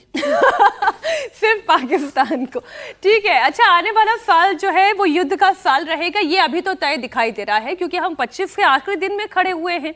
आज 31 तारीख है। रूस यूक्रेन जंग तो रुकने का नाम नहीं ले रही है, तो इजराइल और हमास में भी तनातनी खत्म नहीं हुई है। पीस पैक्ट के बावजूद हमास हथियार डालने के लिए तैयार नहीं है। ऐसे में ट्रंप एक बार फिर हमास को चेतावनी दे रहे हैं। मतलब साफ है कि 2026 में ट्रंप काफी कुछ करने वाले हैं। Well, we talked about Hamas and we talked about disarmament, and they're going to be given a very short period of time to disarm, and we'll see how that works out. Steve Witkoff and Jared Kushner will be in charge of that from our side, but if they don't disarm as they agreed to do, they agreed to it, and then they'll be held to pay for them, and we don't want that. We're not looking for that, but they have to disarm within a fairly short period of time. ये 25 खत्म होते होते जो Trump इशारा कर रहे हैं, Hamas के खात्मे का साल होगा अगला साल? नहीं, मुझे तो नहीं लगता। हमास खत्म ही नहीं होने वाला है। वो एक लंबी लड़ाई लड़ने वाले लोग हैं। इसलिए आप सोचिए कि कितनी सारी एक्सरसाइज वहाँ पर, पीस एक्सरसाइज हो गई, इजराइल को लेकर अमेरिका आ गया, कतर आ गया, दुनिया भर की बातें हो गई। ईरान भी जंग में कूद गया। लेकिन वो कहीं जाने वाले नहीं हैं। वो आदतन लड़ाके लोग हैं किसी भी तरह से, और उनको भरोसा ही नहीं है कि इजराइल क्या करेगा। वो जो पीस टॉक होगी या पीस पर जो समझौता हो जाएगा उस पर वो चलेंगे कि नहीं चलेंगे। और इसमें भी फिर वही बात आ जाएगी कि अमेरिका पर लोगों को अब विश्वास नहीं रहा कि भाई ये कह भी देंगे तो इनकी बात कोई मानेगा कि नहीं मानेगा। असल वही कि अब तो नाटो को भी सर अमेरिका पर जब विश्वास नहीं है तो बाकी मुस्लिम देशों की क्या? उनका जो विश्वास खत्म हुआ, उन पर जो विश्वास खत्म हुआ है, डिसक्रेडिट जो ट्रंप जिस तरह से हुए हैं, उससे ये सारे संकट बढ़ते जा रहे हैं। क्योंकि किसी भाई नेगोशिएशन कब चलता है? नेगोशिएशन में जो बीच में कोई मध्यस्थ बैठा हुआ है उसकी विश्वसनीयता कितनी है जी। उसकी बात पर लोग कितना भरोसा कर रहे हैं, और वो विश्वसनीयता ट्रंप ने खोई है। अलास्का की मीटिंग के बाद लग रहा था कि यदि हो जाएगा तो ट्रंप का एक कद बड़ा हो जाता। नेतन्याहू और हमास में जो हुआ है उसमें क्या हुआ? क्या नेतन्याहू बात मान गए? क्या पुतिन बात मान गए? रोज वो कहते हैं रोज हमला कर देते हैं। और वो अभी बात ठीक हो रही थी कि यूक्रेन की हिम्मत है या किसी की हिम्मत है कि पुतिन के प्रेसिडेंशियल रेजिडेंस पर कोई हमला कर दे। अमेरिका भी नहीं कर सकता, मैं बताता हूँ आपको। यूक्रेन को तो छोड़ दीजिए, तो हिम्मत दुनिया में किसी की नहीं है कि प्रोपेगेंडा है। वो प्रोपेगेंडा एक्सक्यूज के लिए कि किसी दिन यूक्रेन पर फिर कुछ बड़ी बमबारी करनी हो तो कहीं देखो आपने ये किया था, ये कोई सोच भी नहीं सकता। ठीक सर, ठीक। अच्छा, 25 खत्म होते होते दुनिया के एक और मोर्चे पर जंग की आहट सुनाई देने लगी है। बात हम मिडिल ईस्ट की करेंगे, जहां अचानक तनाव बढ़ गया है। खाड़ी के दो सबसे शक्तिशाली मुस्लिम देश सऊदी अरब और यूएई के बीच भयंकर तनाव है। सऊदी अरब ने यमन के मुकाला पोर्ट पर हथियारों के जखीरे पर बम गिरा दिए। यह हथियार संयुक्त अरब अमीरात ने यमन के अलगाववादी संगठन सदर्न ट्रांजिशनल काउंसिल के लिए भेजे थे। इसके बाद सऊदी अरब ने पहले तो यूएई को चेतावनी दी और फिर मुकाला पोर्ट पहुंचे हथियारों को बम गिराकर बर्बाद कर दिया। सऊदी अरब के इस एक्शन के बाद यूएई ने इलाके में शांति और संयम की अपील की है। मुझे तो ऐसी अपीलें ही सबसे ज्यादा हैरान करती हैं कि जंग लड़ते हुए शांति की अपील। खैर चलिए, यमन से अपने सैनिकों को वापस बुलाने का भी ऐलान कर दिया है। तो वहीं खबर यह है कि रियाद और अबू धाबी के बीच भी जंग छिड़ सकती है। विश्लेषकों का कहना यह है कि 2026 में मुस्लिम देशों में भयंकर जंग होने वाली है। मिडिल ईस्ट हमेशा से अस्थिरता यहाँ पर बनी रही है और उसके पीछे कारण अमेरिकन फोर्सेस भी हैं, उसके पीछे कारण रशियन फोर्सेस भी हैं, उसके पीछे यूरोपियन ताकतें भी हैं। हर्षवर्धन जी, लेकिन अब ये दो मुस्लिम देश आपस में भिड़ गए हैं। नहीं, मुझे लगता है कि यहाँ पर ये कहना कि उसके पीछे अमेरिकन रशियन फोर्सेज हैं, ये इनकी अपनी खुद की आप कहिए ना कि इनकी जिम्मेदारी इन मुस्लिम देशों की है और ये आपस में लड़ते हैं, उसके बाद अमेरिका या रशिया को इन्वॉल्व करते हैं और उसके बाद ये सोचते हैं कि दूसरा पक्ष दूसरे के साथ खड़ा हो जाता है। यही अलग अलग देशों के साथ हुआ। कतर मुस्लिम देश है लेकिन वो अमेरिका के अपने जिसको कहते हैं कि बेसेज बना रखा है, वहां से अमेरिका दुनिया भर के मुस्लिम देशों को टारगेट पर लेता रहता है। तो मुझे लगता है कि सऊदी अरब और यूएई की लड़ाई भी वो जो मुस्लिम देशों में अपना प्रभुत्व वाली है उसकी लड़ाई है और ये दोनों अलग अलग विद्रोही गुटों को समर्थन करते हैं। अब एक लाइन चूंकि पहले की खबर में था, हमास कोई संगठन नहीं है, हमास रेडिकल इस्लामिक लोगों की महत्वाकांक्षा का एक प्रतीक है। आप उसको यूं मत देखिए वो कैसे लड़ रहा है, कभी उसके साथ लेबनान आ जाता है, कभी उसके साथ कोई और आ जाता है। ये दरअसल पूरी की पूरी ये है कि ये जो यहूदी फोर्सेज हैं या जो वेस्टर्न फोर्सेज है ये मुस्लिम्स पर अत्याचार कर रही हैं, तो उसका एक निकला हुआ संगठन हमास है जो आतंकवादी हरकतें करता है। तो मुझे लगता है इसको समझना, और क्या उनकी नीयत भी साफ है, क्या अमेरिका उस नीयत के साथ पीस प्लान लेकर आ रहा है? तो सऊदी अरब और यूएई इनके बीच में या जो दूसरे झगड़े हैं ये उनकी अपनी महत्वाकांक्षाओं की वजह से है, क्योंकि वो पैसे कमाते हैं, उस पैसे के साथ वो चाहते हैं कि उनके यहां शांति रहे, दुनिया भर के मुस्लिम देशों में हथियार भेजते हैं, आतंकवादी घटनाओं को बढ़ावा देते हैं, वो सब भी इसमें शामिल है। सऊदी अरब की बमबारी के बाद ही यमन सरकार ने यूएई के साथ किया गया रक्षा समझौता रद्द कर दिया है। इसके साथ ही यमन ने 90 दिनों की इमरजेंसी घोषित कर दी है और 72 घंटों के लिए हवाई, समुद्री और जमीनी रास्तों पर भी नाकाबंदी कर दी है। दोनों देशों के बीच कभी भी जंग छिड़ सकती है, इसे लेकर सऊदी अरब में एक बड़ी बैठक चल रही है। यूएई के बीच छिड़ी ये जंग भारत के लिए खतरे की घंटी है, क्योंकि भारत के साथ दोनों देशों की रणनीतिक साझेदारी वाले रिश्ते हैं।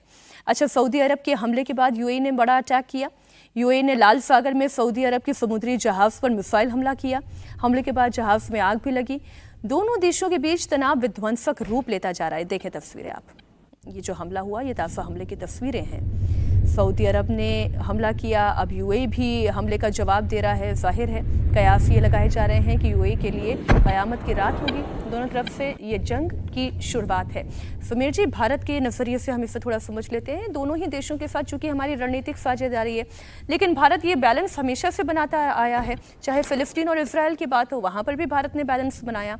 रूस और यूक्रेन के बीच में भी भारत ने बैलेंस बनाया है। अब यमन और सऊदी, निश्चित रूप से अगर यूएई और सऊदी अरब के बीच अगर इतना तनाव बढ़ रहा है और दोनों खाड़ी के बड़े महत्वपूर्ण देश है, मजबूत देश है, और भारत तो कभी भी, प्रधानमंत्री मोदी ने हमेशा कहा है कि भाई ये युद्ध का समय नहीं, ये बुद्ध का समय, और कभी भी युद्ध का समर्थन प्रधानमंत्री मोदी ने किसी के साथ नहीं किया और सबके साथ एक बैलेंस रिश्ता बना के रखा है। तो निश्चित रूप से अगर दो मुस्लिम देश इस तरीके से अगर युद्ध लड़ेंगे खाड़ी के, तो भारत पर भी इसका असर पड़ेगा और भारत के दोनों के साथ संबंध है।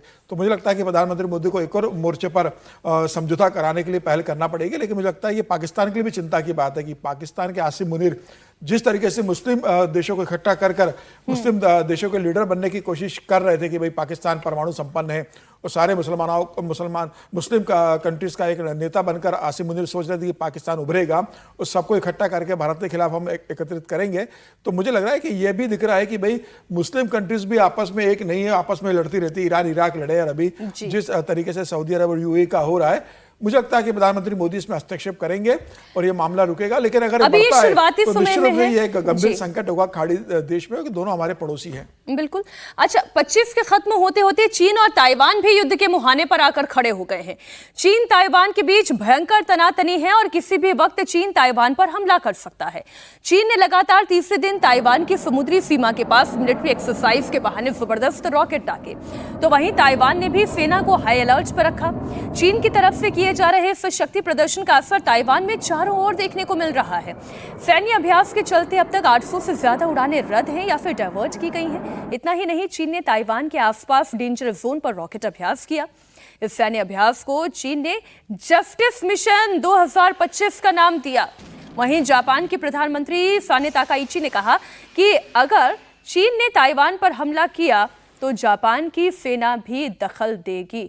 तो अब ये आप मानकर चलिए, संघर्षों के साथ इस साल का अंत हो रहा है और संघर्षों के साथ ही अगले वर्ष की शुरुआत भी होगी।